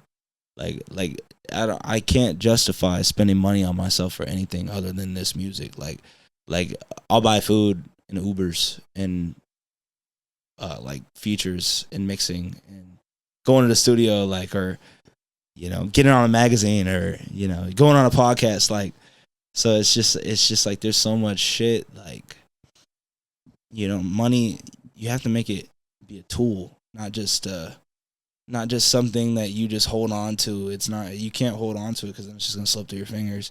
So it's a tool. It's like the time and energy of other people stored into one thing. So I'm taking that energy, I'm like putting it into this and putting it into that. And I don't know if it's gonna work, man, but I just have faith, you know, something's gonna happen. You know, maybe somebody important is watching this interview right now and it's like, okay, maybe this kid doesn't have, 50 million followers, but he's got a great mindset. And, That's true. He could come work for us, and we could get him jumping, and he'd do right. He knows how to listen. He knows how to work. You know what I mean? I mean, you get so much from it, like either producing one day or writing for somebody one day, even if it's like not you performing, but I'm sure you want to perform. Mm-hmm. You kind of have like the Kanye story, where like, they're like, nah, you make beats, bro. And you're like, nah, but I can rap too. You know what I mean? Like, but I can't make beats. Like, I can rap. And they're like, nah. Who, since you're young, bro, who, if I say like old school hip hop artists, who comes to mind? Tupac. I really love Tupac, man. Like, Are You Still Down? I love the Machiavelli album. I really like, Mos Def. Yeah. He, especially his singing takes. I like the Boogeyman song. I really liked the old school Tribe Called Quest, Ice Cube. Bro, Ice Cube. Did he tell you to say Ice Cube? No, I've actually met Ice Cube. Oh, really? Yeah. But I've always been a fan of Ice Cube, man. He had that one song, Drive By in Missouri. Like, what was it called? I don't remember what it's called, but he's talking about like a drive-by in Missouri. Like he goes to St. Louis and he takes over, how Cali artists move. And I'll tell you the story how I met Ice Cube too after I answer your question. But I really like Cube, man. I like Paul Wall, 50 Cent. 50 Cent has been extremely influential on me. Ye, obviously. I mean, Ye's still around, but like old and new Kanye has been like a really big influence on me. There's so many old school rappers that I could sit and talk about all day, man. I look at these guys like superheroes, like Grandmaster Flash. I used to call myself Grandmaster Deepside. like funny.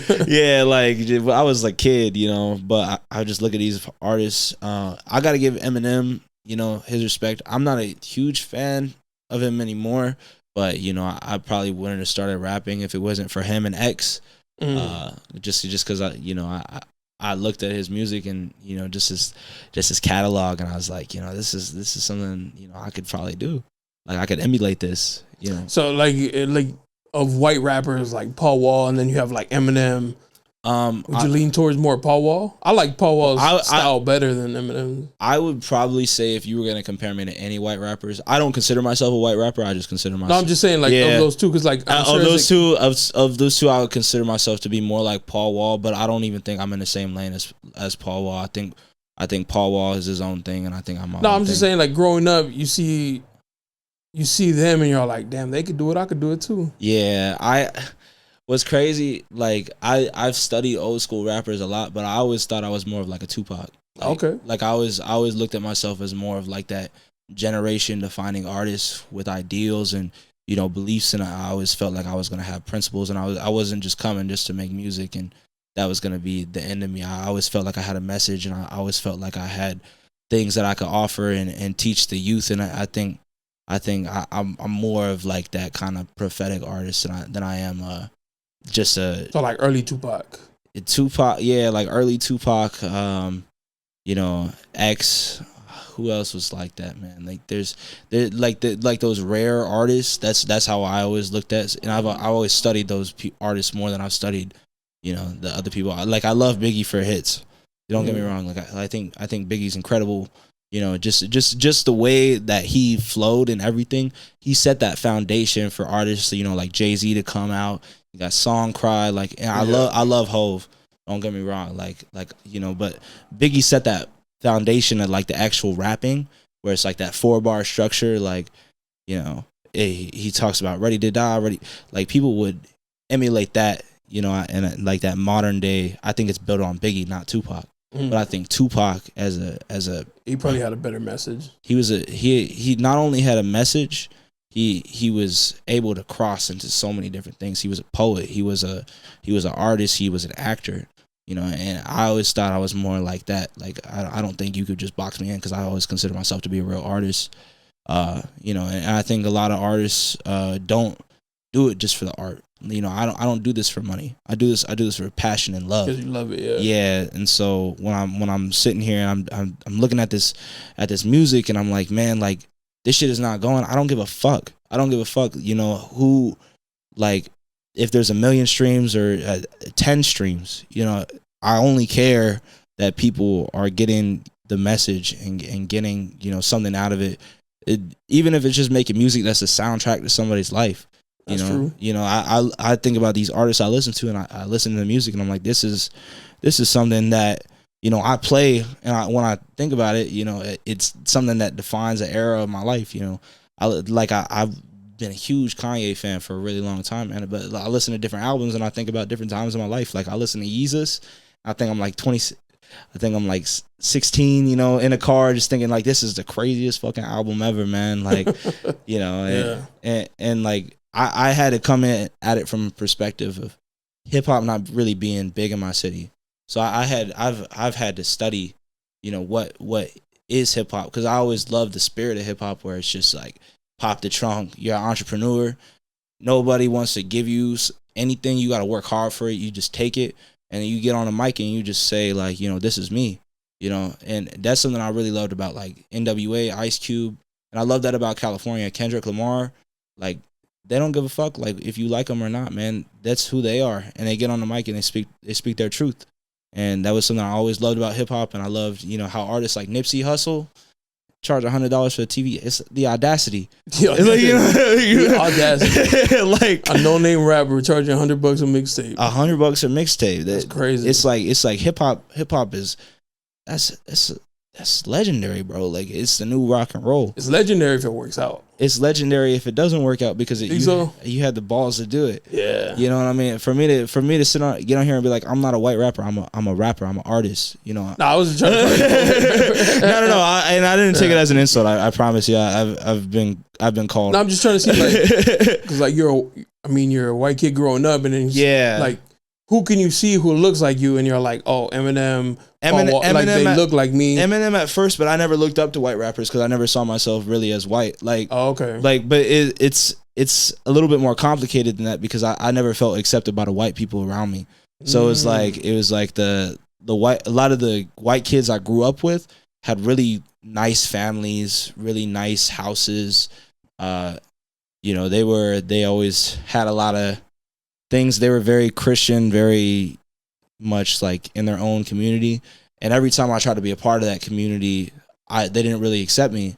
So I found my friends, you know, being like around like Mexicans, you know, like just like my homies, just like going around making jokes and shit. So that's how I got invited to quinces, and like, you know, I was dating Latinas and shit, because that was just what I felt more comfortable around, you know. And I never had an experience that was negative with people who were like different races. Like I would never say, and I've never looked at people as racist. My mom has always taught me, you know, you don't judge people based off the color of their skin. It doesn't fucking matter, because there are people in every skin color and every culture. You know, your skin doesn't say anything about you, man. There's white Mexicans, there's dark skins, you know, and there are black people who like anime.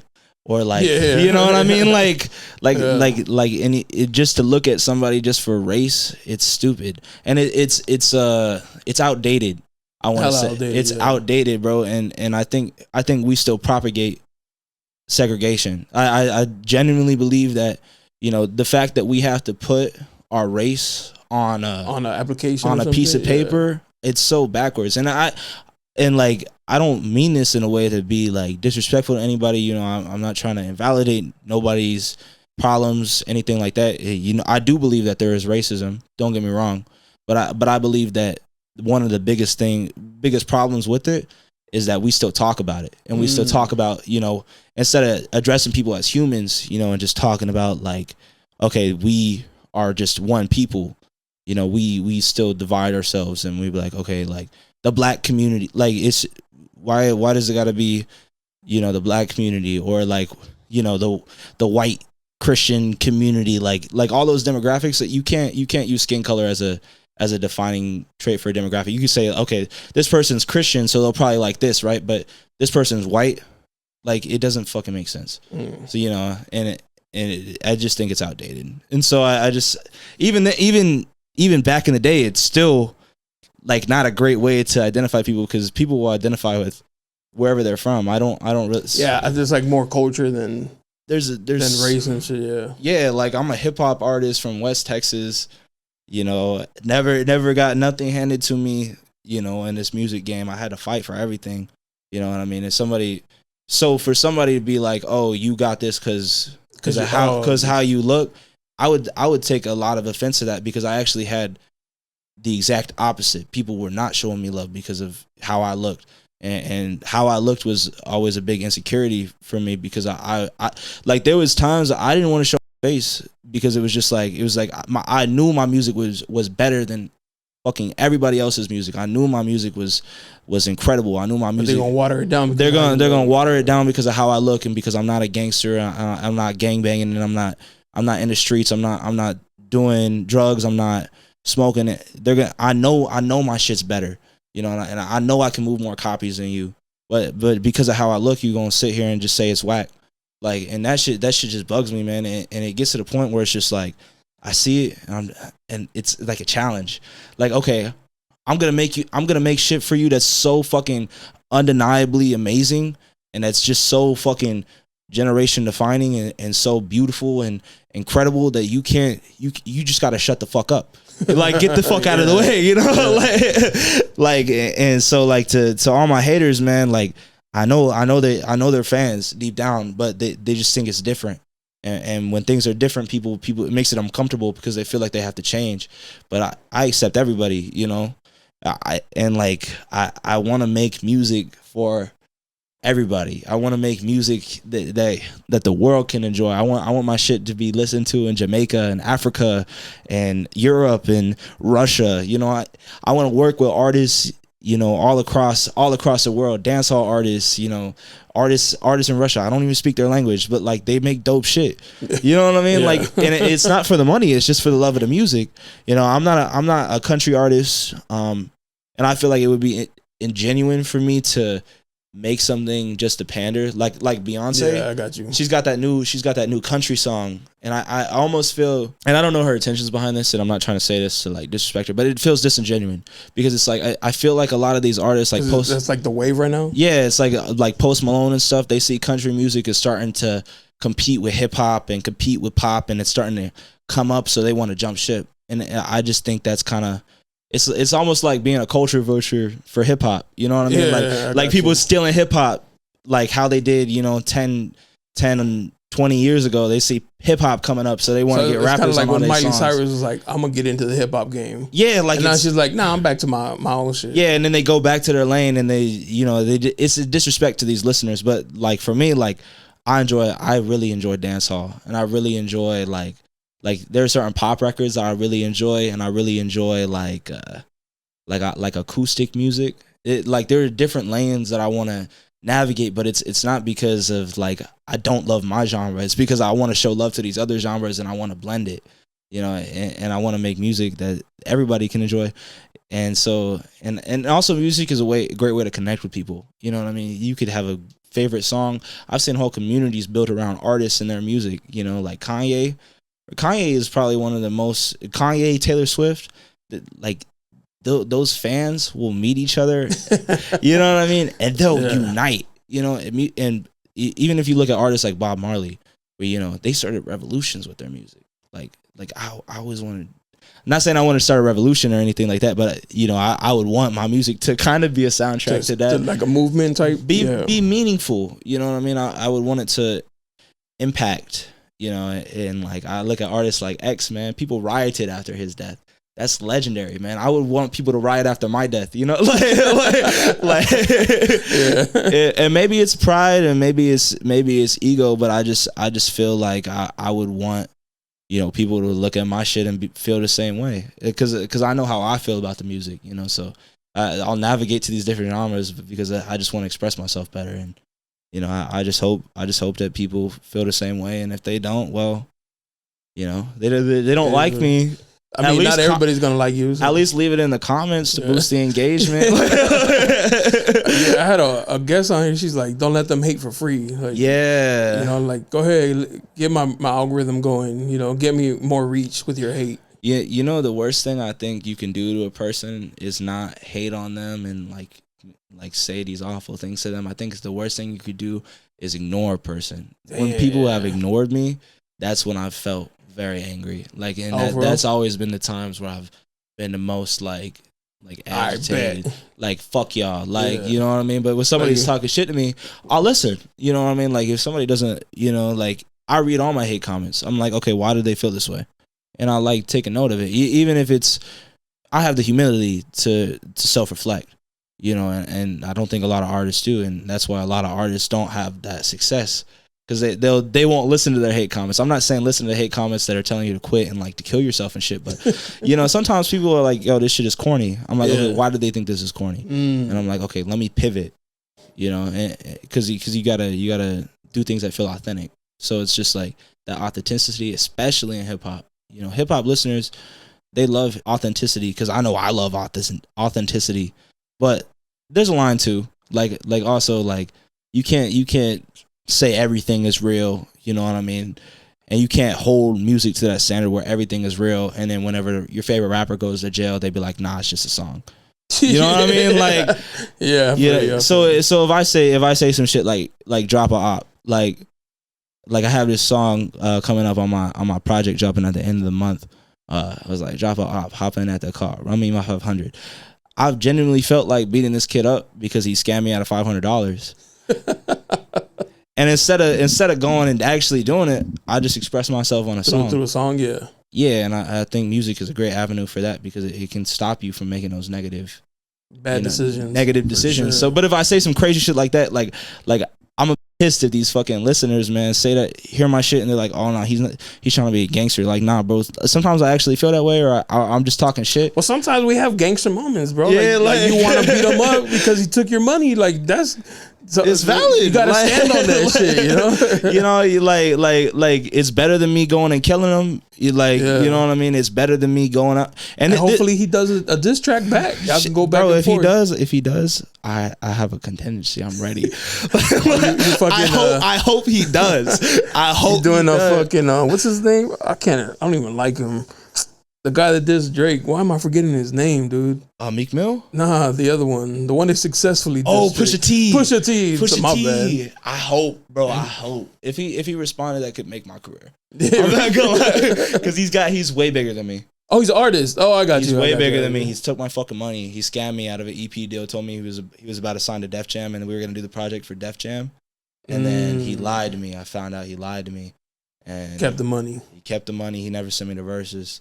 I was pissed. And I had his address, and I had people who were going to pull up with me, and we were going to actually pull up to his house. I don't know what we were going to do after that. Like a logo guy? Yeah, he owed a lot of people money. He was a piece of shit. And he was also... Those people get their day, though, man. Yeah, he was also just biting the hand that feed him. He was dissing his manager. His manager's my good friend, you know, and he was dissing him, talking shit about him, saying he do bad business, doing all these things. And, you know, I'm just so grateful that his manager was able to clear that up for me, because he showed me the actual text. Def Jam didn't fucking want him. You know what I mean? Like, he had talks with Def Jam, but Def Jam didn't fucking want him. You know what I mean? And he's going around and he's scamming these artists, saying like, oh, like, we're about to sign to Def Jam, like, send me $500. You know what I mean? Like, but if you think about it, you're like, you're about to sign a Def Jam. Why are you asking me for money? Like 500? But like, even the amount is like, that's crazy. Yeah, man. homie's popping. Like I understand, because homie's popping pills. Like, he's just fiending, and he's just looking at this rap shit as a way to hit a lick on people. And he was taking advantage of me because I'm not from there. But he owed a lot of people money, and I really could have come to his house and like done some crazy shit. Collected. I did it. I was very close too, and I'm really glad that I didn't, because it was just so. It's not me. That also could have just set you back. It could have set me back. It could have fucked up my career. You know, people call the cops. Not like somebody who's gonna scam you out of $500. I doubt that they're, you know, they have the integrity to not call the cops. Like, you know what I mean? Like all this rap shit and shit. People won't call the cops. I can't wait to hear this diss track, bro. Like, yeah, I hope people like the project, man, because I was really feeling the anger, and that was the best way I could see myself, you know, taking it out in a constructive way that wasn't gonna hurt anybody, because I'm not a violent person, you know. Like you could be capable of it, but like at the end of the day, like sometimes it's just not worth it, especially not over $500. Nah, but you got off cheap. Exactly, you know. And I learned a lesson. I learned not to pay people before the work is done. I heard a lot of things though. I heard about like artists will do the verse for you but not clear it. Yeah, that's a big so like thing you too. Paid for the verse and then they're not gonna clear it. They're like, nah. So now you can't even use it. You gotta get a contract, man, and you gotta. And for my artists watching, man, go through management. It might charge you a little bit more, but it's better to go through management because they can help you, and they can kind of go to bat for you. Be like, okay, like they actually paid the manager, you know, and the manager has got a lot more at stake than the artist, because the artist is the music, right? The manager, they gotta save face. You know, they have a reputation to uphold that an artist just does not. You know, but just going around and scamming people is just scummy. Like real scummy. It's scummy. It's scummy because I would have paid him the same amount of money and done the full thing with them if he didn't lie to me. You know what I mean? And like I still even tried to save it, like be like, yo, like just do the verses, bro. Like I don't really fuck with you. I don't want to talk to you. Just do the verses and we'll be cool. He never did the verses. I'm like, all right, now for the EP cover, I'm leaking you, asking me for money, saying you about to cop a plea because you gotta pay like a ticket or some shit. Like saying you got a big fine. Like I'm telling the whole world you got a podcast. Like your name Jay Grams. You know what I mean? Like you got dropped from your label. You lied to a promoter saying you could bring out like a hella people, man. You spent $500 on a bottle and no bitches let you fuck. They took that bottle and they drank it and they went to a different section. Oh no. They went to a different section, bro. And you act like people don't fucking talk, bro. You know what I mean? And world we live in. And I'm good in Baltimore, bro. Like that's your city. I got more pull than you in your own city, bro. None of these people fuck with you, man. We call DJ Flow, and DJ Flow is Meek Mill's DJ. He's like the guy who, you know, is the gatekeeper for everybody in Baltimore. Like he knows every big artist that comes out of Baltimore. He pushes them, right? We call DJ Flow, bro. And DJ Flow don't even fucking know you, bro. Damn. And you told me that you were friends with him. I might have gunshots to each bar. Bang, bang. Come to the West Coast. That's crazy. Yeah, but that shit was just crazy. So it's just like music is constructive, you know. Like you got negative shit, man. Sometimes it's best to just leave it in the music, man, because karma comes. Yeah, you know. I don't remember what I was saying like at the beginning. Blacked out for a second. I went in on my tangent, bro. That shit still pisses me off, but I think about it like it's not even about the money. It's about the principle. Facts. 100%. Like don't be fucking lying to me, bro. Like especially about some stupid shit like that. I would have paid you the same amount, bro. If you're like, the dumbest thing is like, bro, just do the fucking verse, bro. Yeah, just do the fucking verse. What's 10 minutes of your day or some shit? Bro, you know what I'm saying? I don't know how long it takes to make a verse. Not that long. But that's what I'm saying. Like what? Like an hour maybe. Hour or two. Just record that shit. And toss it to you and be like, whatever. You don't even have to promote it. It don't even got to be a good verse or nothing, bro. But you ruined that relationship. So I went out and I call everybody I know. Don't fucking work with Jay Grams. You know what I mean? I'll get on a podcast. Fuck Jay Grams. You put on a t-shirt. Fuck Jay Grams. I'm gonna make the cover of this one. Fuck Jay Grams, bro. I'm gonna get beef for them. That shit would be funny as shit, bro. Fuck Jay Grams. But what's crazy is it's like promoting his name, but like hopefully like negatively. They're gonna give him bad reviews and shit. That's hilarious, bro. It's just like, and the music wasn't even that bad, man. I got a song with him. What's crazy is the song that I do have with him is called No Drama. Wow. And so it's like this, irony. Yeah, like so I hope he does diss me back, because what I'll do is I'll drop No Drama like right after and I'll put it on his Spotify. And he doesn't own his Spotify. Damn, so he can't even collect all that. He be like so he got signed by this album by this label called I think it was like Collective Music Group or like Sounds Music Group or something like that. And he got dropped, but like they own like all that music that was there, right? And then he went independent, right? But he was doing it through his manager on DistroKid because he was too lazy to set up the DistroKid. Damn. You know what I mean? So his manager's getting all the money for the shit that they did. And then he had like this thing where he was just expecting that people were going to let him record for free. He lied to the studio saying that he was going to sign a Def Jam, so they should give him a free session. Like, bro, people like that, bro. I just... Like, people just lie to like. They like to lie. Yeah, like he tried to call me, bro. One day I was just like, bro, I can't fucking talk to you. Like when I get that mad with somebody, I'm just like, bro, like if I see you in person, I'm beating your ass, bro. Like, and I'm just not that kind. I'm just not that kind of person, man. And I don't feel fear, and I just don't. I don't like being violent, you know. So it's just like, put it in music. Put it in music. It's make money. Hard ass track. I can't wait to hear. Yeah, bro. I hope you like it, man. It'll be out on the 29th of March. Yeah, that's what's up, man. And then we got a video dropping on April 5th. Damn. Yeah, doing big things. You already did the video? Yeah, the video is done. We filmed it all in Coronado and in downtown San Diego, down by Petco Park. That's what's up. Yeah, I'm hyped, bro. Like. Yeah, he be capping, bro. He posts pictures from like 5 years ago acting like he still got emotion. Bro lives with his mom, pops hella pills, gets these ugly ass like fucking Baltimore, like women in Baltimore are beautiful, don't get me wrong. But like but he got the not these girls. Yeah, the fucking heroin addict bitches, bro. I'm just like, bro, like you're goofy, man. And it's just like what's real is gonna prevail. Bro, shit. So he'll be looking at you on fucking, you know, I'm fucking online popping on. He's gonna be like, damn. I hope he does. I could have just sent that fucking verse. I hope he does. Yeah, man. It's important not to burn bridges and shit. Some bridges are worth burning. Yeah, definitely. I'm such a like loving person, man. I'm competitive, right? And some of my homies, man, like I've had disagreements with some people in my camp. I'm not gonna say why, but sometimes my ego will get in my way. You know, like I've had situations with my buddy Curtis where I've come off the wrong way, but it's just because I'm so passionate about what I do, and I'm always trying to make things, you know, better. And sometimes I've said things that, you know, probably didn't need to be said because I just love the shit. But you know, in my camp, like it's important for me to keep people around who keep me kind of humble, you know. And one of the things I appreciate about my crew, because I got a crew out here, I got a street team out here, and then I got my group Westside Queens, which is something I've been building for like years. And then I got, you know, my Baltimore camp, but my camp out here is this guy named Call Me Curtis and Evan Volk, and we got a couple other guys who come in and out.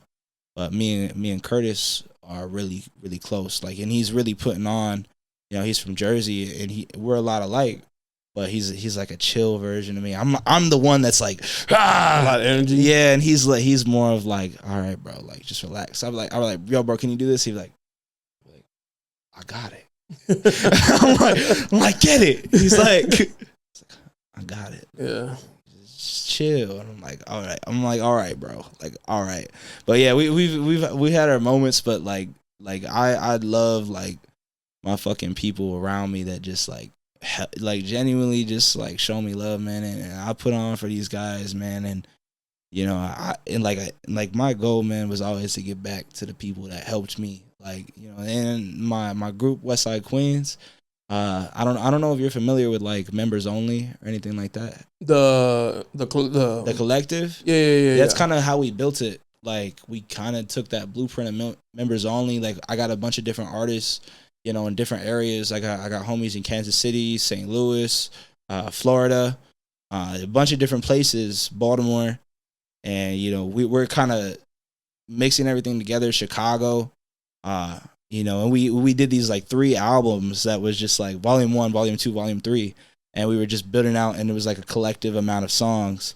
And when we got to 3, I was like, man, I'm the one executively producing everything, bringing everything together. I was like, and like, we've made this like pretty good, but I'm like, okay, I need to start building Deepside up because if Deepside gets big, like, the rest of the shit will come, you know what I mean? And then we got the capital to do Westside Queens tours, you know, and like for my guys like watching, I just hope they don't think that like I forgot about them, because I still talk to them a lot, but like I haven't really been focusing on the group, but I'm gonna bring it back. You know, I just gotta get the money you going, right. Yeah, because it's like you putting all the energy into other people, and you know there'll be people in Westside Queens because it's like a revolving door. So people would come in and they wouldn't contribute, but I would be contributing to their career. I was like, man, I'm doing all this shit for y'all. Like, let me do some shit for me, you know. And then, you know, I always remember the people that took care of me, like my guy Antonio J. He's from Kansas City. He's doing like super well. He just dropped his first album. My guy Corey Slat, he just hit 14 million views on TikTok. My buddy Johnny's Perm, he's really tapped in with like BLP Kosher down in Florida, like those Florida rappers. This guy 6 Heaven, him and Johnny work together really nicely. There's been a lot of artists that I've met coming up, and it's funny to see because I think to the people I'm like a new artist, but like I feel like I've been in this shit yeah, for like a minute, and it's just now just starting to kind of get the face out there, get the brand out, and I'm like, it makes it a little bit hard because my thing in the Navy, man, like I go on deployment and shit, so like there's gonna be a couple months where I'm just like MIA, and it's like you know how rappers when they go to jail and shit, like everything starts to fall off. I'm like, this is like the equivalent to that, except I'm not going to jail. Like I'm gonna go there. Yeah, like I'm working and I'm gonna go to these other countries and I'm gonna try to promote the music over there for like 3-4 days, make a bunch of content, try to like put it out. Just stay active, yeah. Yeah, but it's like it's a little terrifying because I'm like, I don't want all this momentum, you know, to be like lost. And it's like, you know, all these industry people. I was talking to Rome today, and he was telling me like industry people were looking at our shit, like, and it's like, bro, this is insane, like, you know, because I literally went from rapping on my phone in my kitchen, you know, to my closet, to rapping at a desk in my room, to rapping in the barracks at Fort Meade, to, you know, rapping in these studios out here, rapping at studios in Baltimore, and it's just like wow, like it's almost like surreal because I start from the bottom of the bottom, you know, and it's just like now I'm on Barbershop Confidential, you know what I mean? And I love this podcast, dude. Appreciate it, man. I listen to this podcast like genuinely, like a lot, man. I like listening to the girls just tell their stories about like being Delulu and shit. So you know, yeah, I appreciate it, man. Yeah, man. And I was on Drinks with JD. I really respect. Shout out to JD. I really respect him. He took care of me, and you know, I'm seeing all these things. I'm starting to see people start to take me seriously, and it's interesting to see because I remember when they didn't. You know, I remember being that kid. You know, people used to call out my name, man, because. But before I was Deepside, I was D-side. And so, like, one of my things on my songs, I used to be like, D-side. Like, and so people would just, like, say that shit in my school just to fuck with me. It wasn't on some, like, show me love shit. It was always on some, like, mocking type shit. Like, yeah, bullying was huge in my school, man. Like, people, if you were different in any type of way, motherfuckers would just sit there and just pick at you all day. Like, you know, and I always had a heart for those type of people. How I grew up is a lot different than a lot of the kids in my high school grew up. Like, a lot of these kids are super sheltered in my high school. My parents weren't like that. Like, the bullying, man, like, I hated that shit, man. We had this girl, she was not very well off. She was very short. Like, I'm not gonna say her name, but like, they would just really make fucking fun of this girl, man, and shit. That shit always bothered me, bro. Like, you know, because I just believe in loving everybody. You know, that was something my mom always taught me. So it's crazy to see how it goes kind of full circle, because now I look at all these people that, you know, were like pieces of shit in high school and they haven't changed. They're just there in the same city with the same girl, you know, a little bit heavier, like no motion. Some of them have kids now. No experience. Still working at the same job. I'm just like, man, like, you know, like a lot of these guys had way more opportunities than I did, you know, and it's just like my dad. I'm so grateful that my dad was, you know, fighting for me and wanted and cared about my future, because I didn't care about my future at one point. At one point, I was just like, fuck it, like this music shit is all I got, you know. And you know, if my dad wasn't there, I don't know where I would be. But you know, my mom my mom, man, she taught me to love everybody, and you know, I saw that this shit ain't all sunshine and rainbows, you know. So it's just like it's interesting seeing the dynamics of these different cities, man. But I always felt like I'm good in everywhere I go because I don't cause problems. Yeah, if you move genuinely and like on some chill shit, you be out everywhere. Yeah, like that's why I love San Diego, man, because San Diego is just a beautiful city. Beautiful girls here, man. Like, and that's one of the things I was hoping to get on here and say, man. Like San Diego, not being from here, it's crazy because like in my city, bro, you don't even realize how many fucking beautiful girls are here, man. Like even in Baltimore, bro, like there's beautiful women in Baltimore too, but a lot of them are tricks. Like they're gonna set you up and rob you. So I wasn't gonna mess with no girls in Baltimore, bro. But out here, man, you walking down the street, you just see tens everywhere, like beautiful women, and like they're very nice and respectful, and like I don't even really be mess around with no chicks, like, cause I don't really like that hookup shit. But like all these girls, man, they just be outside. I'm like. A lot of eye candy out here. For yeah, sure. Man. In my city, it's fat bitches at Walmart, bro. The local girls and shit. Yeah, bro. Like, and like, if you're really pretty in my city, you either get married at like 20 or like 19, or you go to college and you move away, or you get passed around, and it's just. You know, this is not the interview I'm showing my mom, so it's like, so I'll just be genuine. But like, like there's girls in my city, you know, they were dating like the whole friend group, and then they get married to one guy. And then one of them wipes them up. That's crazy. One of them wipes them up after she dated a whole friend group, and that's just how it be. You know, nuts, bro. Teen pregnancy is a big thing in my city too, man. A lot of people get pregnant, and like a lot of people get stuck there, bro. Like that's the worst, where they get stuck. They get stuck working at like 7-Eleven or some crazy shit. The military is really like one of the only outs in my city, I want to say, unless you move to like a bigger city. But even then, like the thinking, you know, like the mentality that we got down there, it's just so.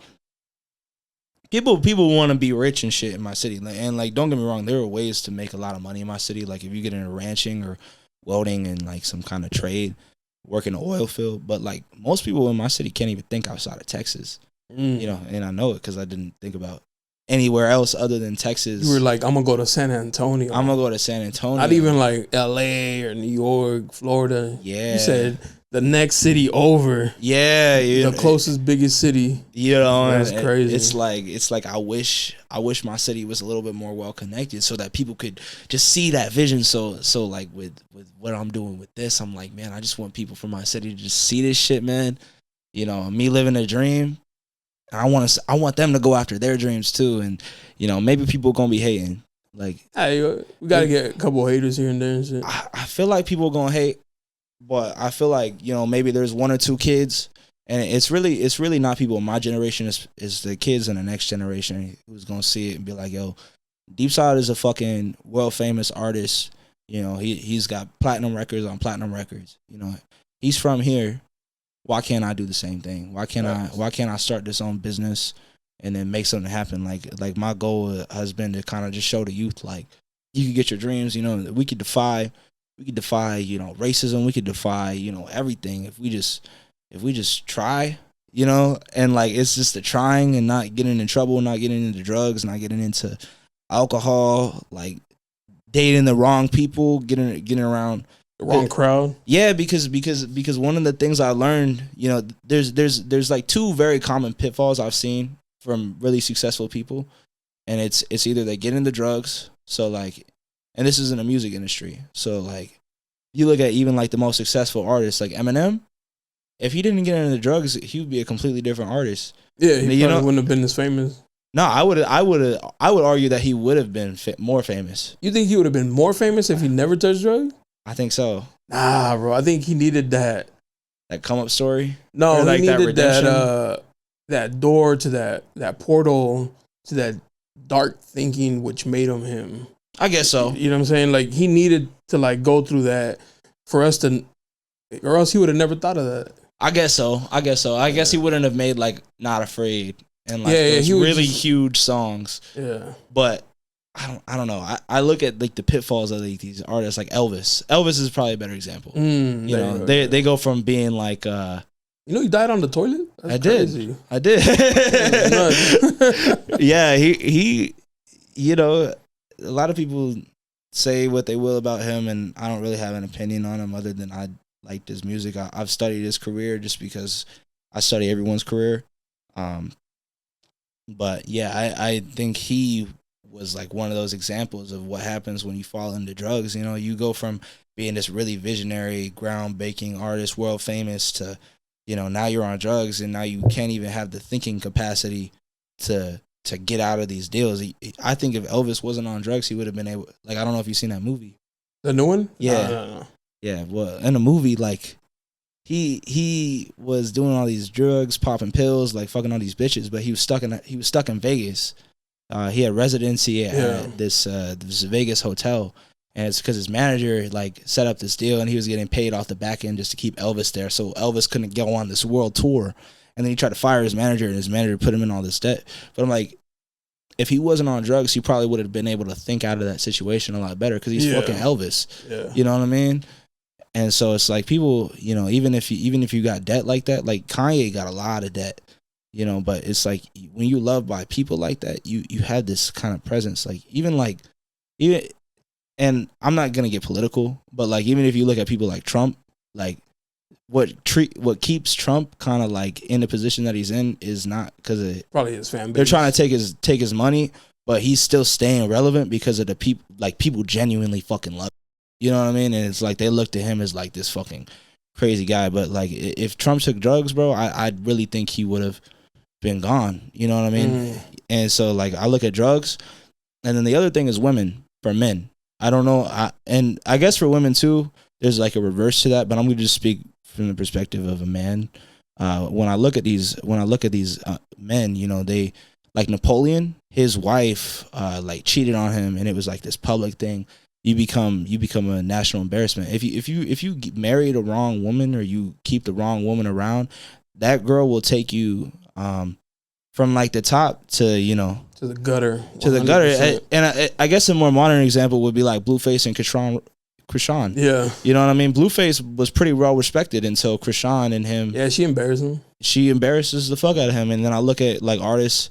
Not 6ix9ine already didn't have a good reputation, but he got that new Spanish girl. And and like he was kind of still loved by the Latin markets, but now if you look at it, like his fall was pretty disgusting. Yeah, that shit was awful, bro. Yeah. And it's because he keeps around like the wrong girls, and then he's on wrong people, just in general. All these substances, man. And if you're not on the substances, you know, you can spot the people.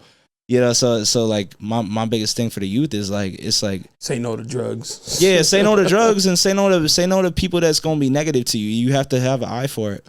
And like, it's the same thing for women, because women will get around, like, I guarantee you, like, most of these girls that I think they get around the wrong women.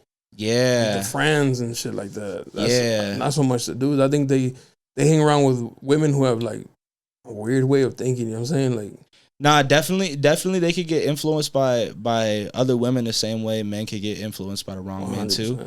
And I've had times where I fall in with the wrong crowd, and you know, that's definitely happens. But I think what's more detrimental is when a woman falls in with like a, you know, like that bad boy type, like those. And this is this thing that happens in my city. Like, there'll be like a really good woman, you know, and she's a good woman, but she's a little bit naive, and she'll start hanging out with this guy. She'll fall in love with this, you know, guy who's not very good, and then all of a sudden, you know, she's in this really bad situation, and she can't leave. She got kids, you know, and they do all these things, and I know this happens everywhere, you know, and it's more. I want to say it's more tragic for women than it is for men, because like a lot of women, they're a lot more vulnerable, like than men are. You know, if you're a man, it's kind of like you got there by yourself. You have to take more responsibility, I want to say, than a woman, because women got different things to worry about. Like, yeah, 100%. So it's I don't know. I just see it like my biggest thing with making this music, I just want people to, you know, have a good example in hip hop, but I don't want to be corny with it either. Like how Logic was. Like, we talked about Logic. Yeah. Like I think he wanted to be like a great influence, and I'm like, bro, you're fucking corny. He got weird. Yeah, he got weird. Because when you don't exist in reality, bro, like when you don't exist in here and you can't speak to real shit, you're scared. You're scared to curse. You're scared to, be yourself, be genuine, and talk to authentic things that people go through, like, violence or. That's just the disconnect that happens, though. Like people, like a lot of rappers, like they're good in the beginning because they're talking about their struggle, but then when they're up, like it's hard for people who ain't up to relate to them. Yeah, and so that's where the hate comes in. Like, damn, all he talks about is money. Like we can't relate to like that. To relate to them how we used to when they first started because they were, struggling just like us. Yeah. And now they're up and it's hard to like relate to that. But I think that's where the hate comes. Like, oh, fuck this. He lost it. He sold out and shit. So it's hard to stay like, relative to what's going on with everybody when you're living a different style and shit. Yeah. But it's just part of the game. Like, you're going to get money and you're going to buy nicer things and get out of the bad neighborhoods and you're not going to experience that no more, so you don't have to talk about it no more. Yeah. So. And like with hip hop too, it's one of those genres where there's a lot of trauma. Like the artists, and this is across all genres too, because this is not just a hip hop thing, but especially hip hop. I want to say like there's a lot more trauma in artists, especially a lot of these artists come from bad environments. So when they get the money, they kind of go crazy because now they got the access and they can escape, but they lose kind of like that rawness. I think with me, it's not gonna happen because I think I've seen a lot of life. And I actually care about normal, like, people. Like, and like, I want to always kind of keep that rawness. That's important to me. But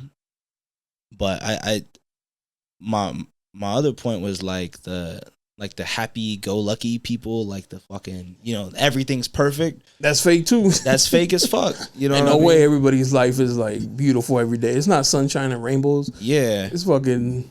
We have ups and downs. Yeah, and you look at these rich people, man, you don't realize these people got problems too. It might not be financial. But it could be domestic. A lot of these families, like rich families, I would argue, they got really fucked up families. Like if you look at like the royal family and shit, bro, like you don't even know. Like a lot of these families, the Kardashians, bro, I would hate to be a Kardashian. Like, yeah, that's probably a fucked up thing, upbringing. Man.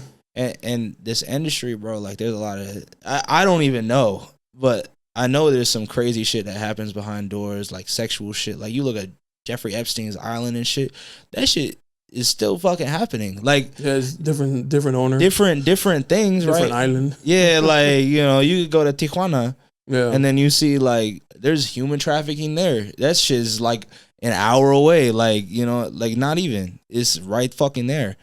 It's right across the border, you know what I mean? And human trafficking is huge, bro. Like, and what's crazy is like, I'm in the Navy, so we go to these other countries and shit. I know people who like got fucking prostitutes in these other countries, like the Philippines and shit. I'm like, bro, you just like you're part of human trafficking now, bro. Low key, yeah. Yeah, like, and so they have all these things, and then you look at what's happening to like Diddy.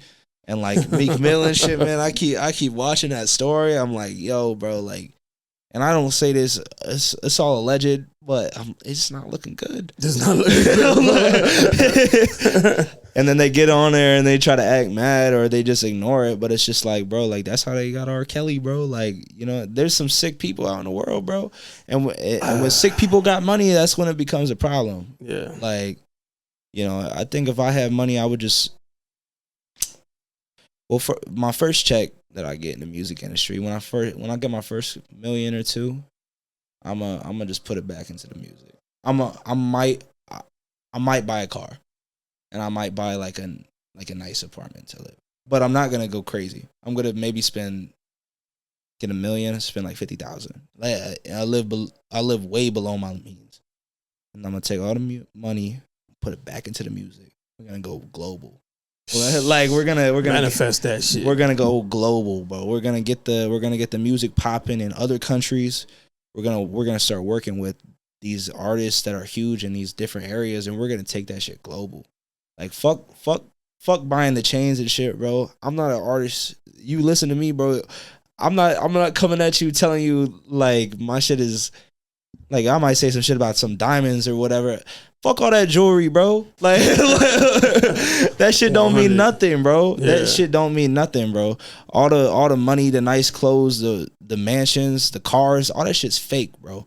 And a lot of that shit doesn't fucking matter. What matters is the impact on people. If you got a voice and you use your voice to influence other people, that's real power, bro. Like, and that's why a lot of people get silenced because other people with power don't like, people with that influence. They don't like people speaking out, because it's dangerous. Because when you start challenging the status quo, bro, people gonna wanna shut you the fuck up because you're messing up what they got going on. Everybody gonna take advantage of the system. They're gonna fucking stall you out and shit. Yeah, no matter what system it is, man, they're gonna try to take advantage of you. So I say fuck all that, bro. We gonna just build up the global influence of a Deepside, bro. Barbershop Confidential. There you go. Drinks with JD. Drinks with JD, man. All of San Diego, man. We gonna take all this shit global, man. San Diego artists, like we're gonna boost it, bro. We're gonna bring back hip hop. We're gonna bring back the culture, bro.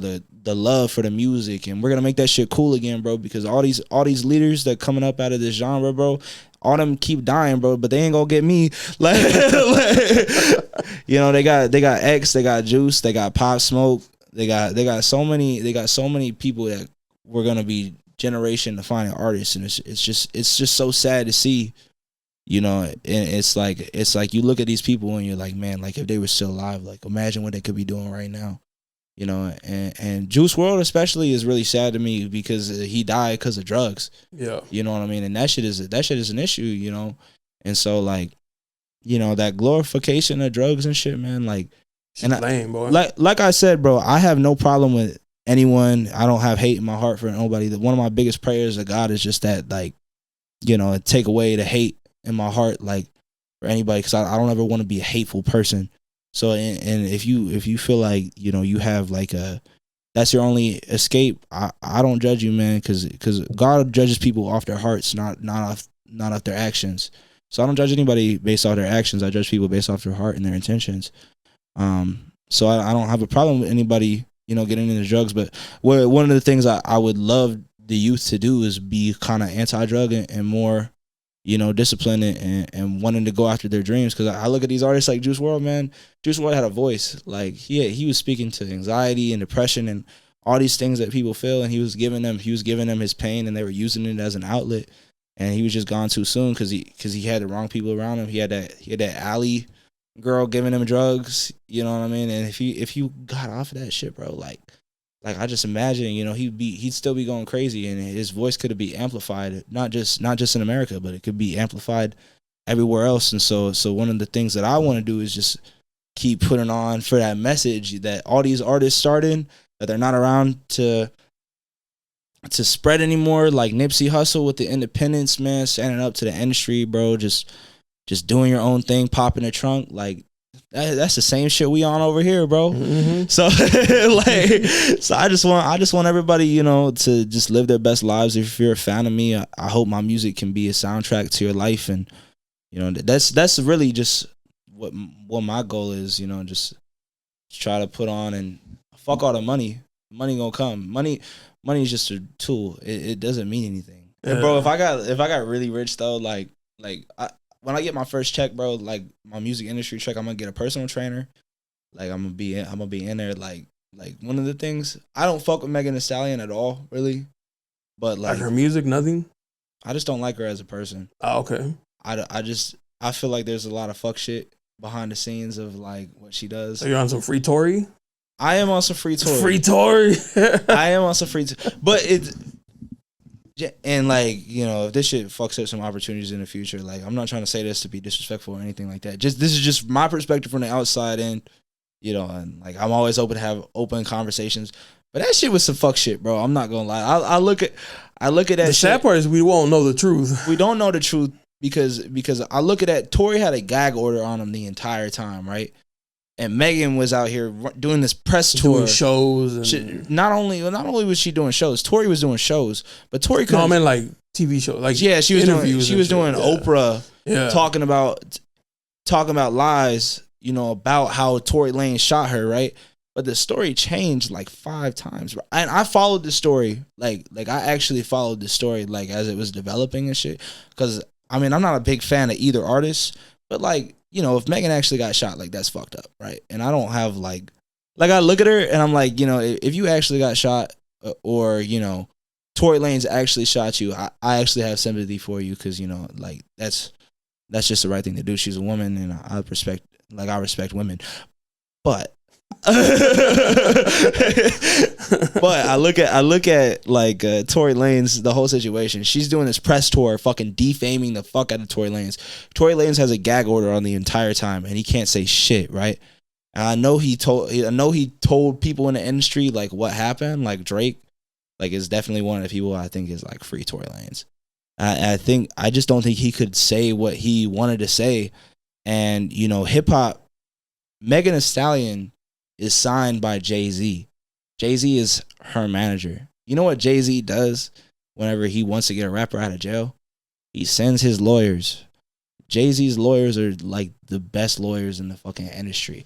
So Jay-Z is sending lawyers. When you want to get out of jail and you're in hip hop, you call Jay-Z's lawyers. You call Jay-Z. Jay-Z gonna send friends with Jay-Z. Yeah. Jay-Z gonna send you the best fucking lawyers in the game, right? Tory Lanez, he got a gag order. He got a couple mil, but you know, he paying millions of dollars to get this lawyer. He not guilty, you know. And there's like this theory that like her friend was the one that shot her, and that like Tory Lanez just took the fall for it because he was fucking both of them. Yeah, and so he was taking he was being like the real man about it, which I respect. If that's what happened, I actually respect the fuck out of that. But at the same time, he ain't deserve 9 years either. 9 years is crazy. He ain't deserve 9 years. Yeah. You see him on like the fucking mugshots and shit. His hair is all blown out and shit, man. He look sad as fuck. I'm like, bro, like 9 years is a fucking long time. But at the same time, bro, he has to be an adult, a man, and take responsibility that he put himself in that situation. And if he never got drunk, he wouldn't have ended up in that situation. If he wasn't thinking with his dick instead of his head, he probably wouldn't be in that. Or if he had better people around him, it was like, nah, bro, it's kind of too late right now. Let me just take you home. Yeah, because he was fuck these bitches next week. Yeah, he was at Kylie Jenner's house. I saw it on Instagram Live, like when it happened. I was in high school. I was looking at that shit. It's been that long? Yeah, it was that long ago, bro. Because I saw like pictures of Tory Lanez and Megan Thee Stallion and Kylie Jenner out the same place, and then like a week later, this story comes out. I'm like, oh, what the fuck? Like I saw that shit like right before it happened, so I've always just followed the story because I'm like, damn, like I saw that shit literally like on Instagram, and just like Megan Thee Stallion's story changed like a bunch of times, and she lied that she was with Tory Lanez, like. You know, and I understand because women, you know, they get embarrassed, you know, if they don't like the guy that they're with, and I respect that. Like, as much as I think it's wrong in the situation, I understand it. Like, coming, you know, it's just what happens. But the whole thing, man, it's kind of fucked up, and it doesn't really make sense. And I don't think even if he did do it, I don't think he deserved 9 years. 9 years is crazy. 9 years is crazy. I just don't know if it's Fed time or if it's, you know, because it's like 2 a day. So it's really going to be 4.5 with good behavior, probably like 2, 3. I can see that. So plus he already served time, so who knows? I mean, I can see that. Just don't put yourself in that situation, man. Exactly. Like, don't get drunk around these girls. That's why I say don't get drunk around these girls, bro. Stay sober and don't keep drunk girls around you, bro. Like 100%. Stay away from girls that's under the influence, bro. There's nothing good that could come in that. You can't smash them. They can't consent. Yeah. You know? You speaking facts, bro. They can't consent. How you gonna, you know, stay away from it? Don't risk it. Don't risk it. Cause at the end of the day, you disrespect everybody. You know, girl gets too drunk. Worst comes to worst, you don't have sex, right? She's gonna think that you're a good guy because you didn't want to have sex with her when she's drunk. So you help them get home if they need a ride home. Call them an Uber or some shit, right? The girl the next day is gonna be like, I mean, worst comes to worst, she just doesn't like you anymore. At least nothing bad happened to you or happened to her, and you didn't put yourself in a position where somebody could lie on you. Yeah. You know what I mean? You that's like a big thing. Like you put yourself in a position where somebody could lie on you. You don't fucking know if it's your word against hers. Who do you think the court's gonna believe? Even 100% hers. Yeah, even if you didn't do shit. Yeah, you know what I mean. And you see it all the time, man. Tupac didn't rape nobody. You know? I'm pretty sure Tupac didn't have trouble fucking bitches. No, definitely not. But Tupac was a convicted rapist. Did you know that? No, I didn't. Yeah, he got convicted of rape. And Tupac didn't rape nobody, bro. Oh, yeah, the girl in the hotel. Yeah, Tupac, bro. Tupac, you look at Tupac did not do that shit, bro. Like I said, I don't think he needed to take it from girls who've been throwing it at him. Yeah, that's what I'm saying. But like these women, like they can be the downfall. All great men. There's always gonna be, there's one girl that can just fuck up your entire life. Your whole empire come crashing down. Yeah, you see it, bro. It happens all the time. Watch your back, fellas. It happens all the time. Watch your back. Kings. So don't put yourself in a position where these females can lie on you, bro. Yeah. Like that's a huge thing, man. That's the perfect message. She get drunk and then she smash you. She wake up the next day. She looks at you. Maybe you breath stink or something. She like, damn, I really smashed this dude. His breath stink. That's embarrassing. That's embarrassing. I'm embarrassed, and then he's gonna go tell all his friends that he fucked me. Fuck that. I'm just gonna say that he raped me. Now all of a sudden, nuts, bro. Now all of a sudden, like now you got a case. Now you got a case, and all these girls they're not gonna fuck with you. People gonna mistreat you and shit. They're gonna think you're a fucking rapist, and it's just better just avoid that shit, bro. Look at Tory Lanez, bro. Yeah. You want to end up like Tory Lanez? Nah.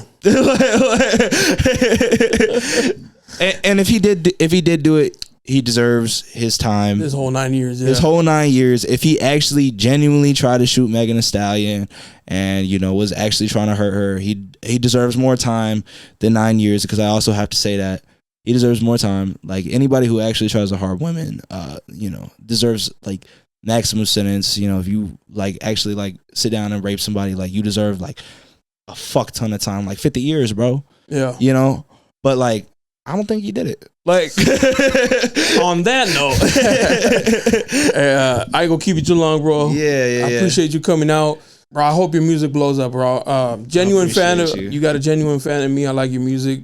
I can't wait for that project, bro. Especially the diss track. I appreciate. I love the petty shit. I'm super excited to do it, man. Yeah, it's gonna be funny, man. And what's the name of the album? It's called Text. It's called Text. Yeah, I didn't name it So it's actually a collab EP between me and my buddy Vice Trini. He's the kid that I mentor out in Baltimore. I was taking him to the studio with me. We made about 5 songs in the studio, all produced at HBM Studios. First song is produced by my guy Surreal Beats. One song is actually recorded here in Studio West. It's called Whoa, and it was mixed by my buddy Ethan. And I'm just super grateful, for the opportunity to get this music out and go crazy with it, man. Because that's all I live for. And the funny shit, man. At the end of the day, like. People gonna know the story, and this is success is the best form of revenge, So, yes, sir. And Vice Trini, he named the project Text, so we're super excited to bring that to the forefront, man. That's dope, man. Definitely gonna purchase that. What's your Instagram so people can hit you up and check out your music, man? So my Instagram is at Deepside999 DEEPSIDE 999. You can also check out my music on all streaming platforms. It's Deepside with a $DEEP $IDE. I'm gonna be there, and yeah, I really appreciate the interview. Thank you for having me. I appreciate you coming. This was man. A super dope vibe. I love the comfortableness. You're great. You're great at just letting me talk. Like I could just sit here and talk my shit all day, man. I appreciate you, man. This is probably one of the most fun things to do as an artist, man. Just come on a podcast. I've only done 2, but this is the second one. Shout out to JD. But yeah, this has been a lot of fun. Just get on here and talk my shit, man. And if you are looking to come on a podcast, you're an artist, this guy, he's going to take care of you. He's going to make sure that you're right. Going to get you good with water. He's a great guy, great podcast. Appreciate it, man. Appreciate it. Yeah, and much love, man. All the viewers, all the listeners, subscribe. Download the podcast. That like button. Leave a comment. Hit that like button. Tell me what you think about leave a Deepside comment. Is a hot takes. Yeah, if you guys think I'm a piece of shit, just put it in the comments. I appreciate you, bro. But I appreciate. We'll come back, man. We'll do it again. Get a update. Hell yeah. How life and the music journey is going and shit, and then do it again. Yeah, we definitely have to, man. I want to say this, just one thing, just to put it out, so that when I'm super famous, we can look back and be like, we said this on Barbershop Confidential 5 years ago. Hey, I'm gonna be the biggest artist in the world. So if you're not with us, you're against us. Don't go against us. We always win. We always win. You know, so yeah, I appreciate it, man. Thank you so much for having me, brother. Shit, until next time. Until next time. Leave a like and subscribe. Deepside. Peace.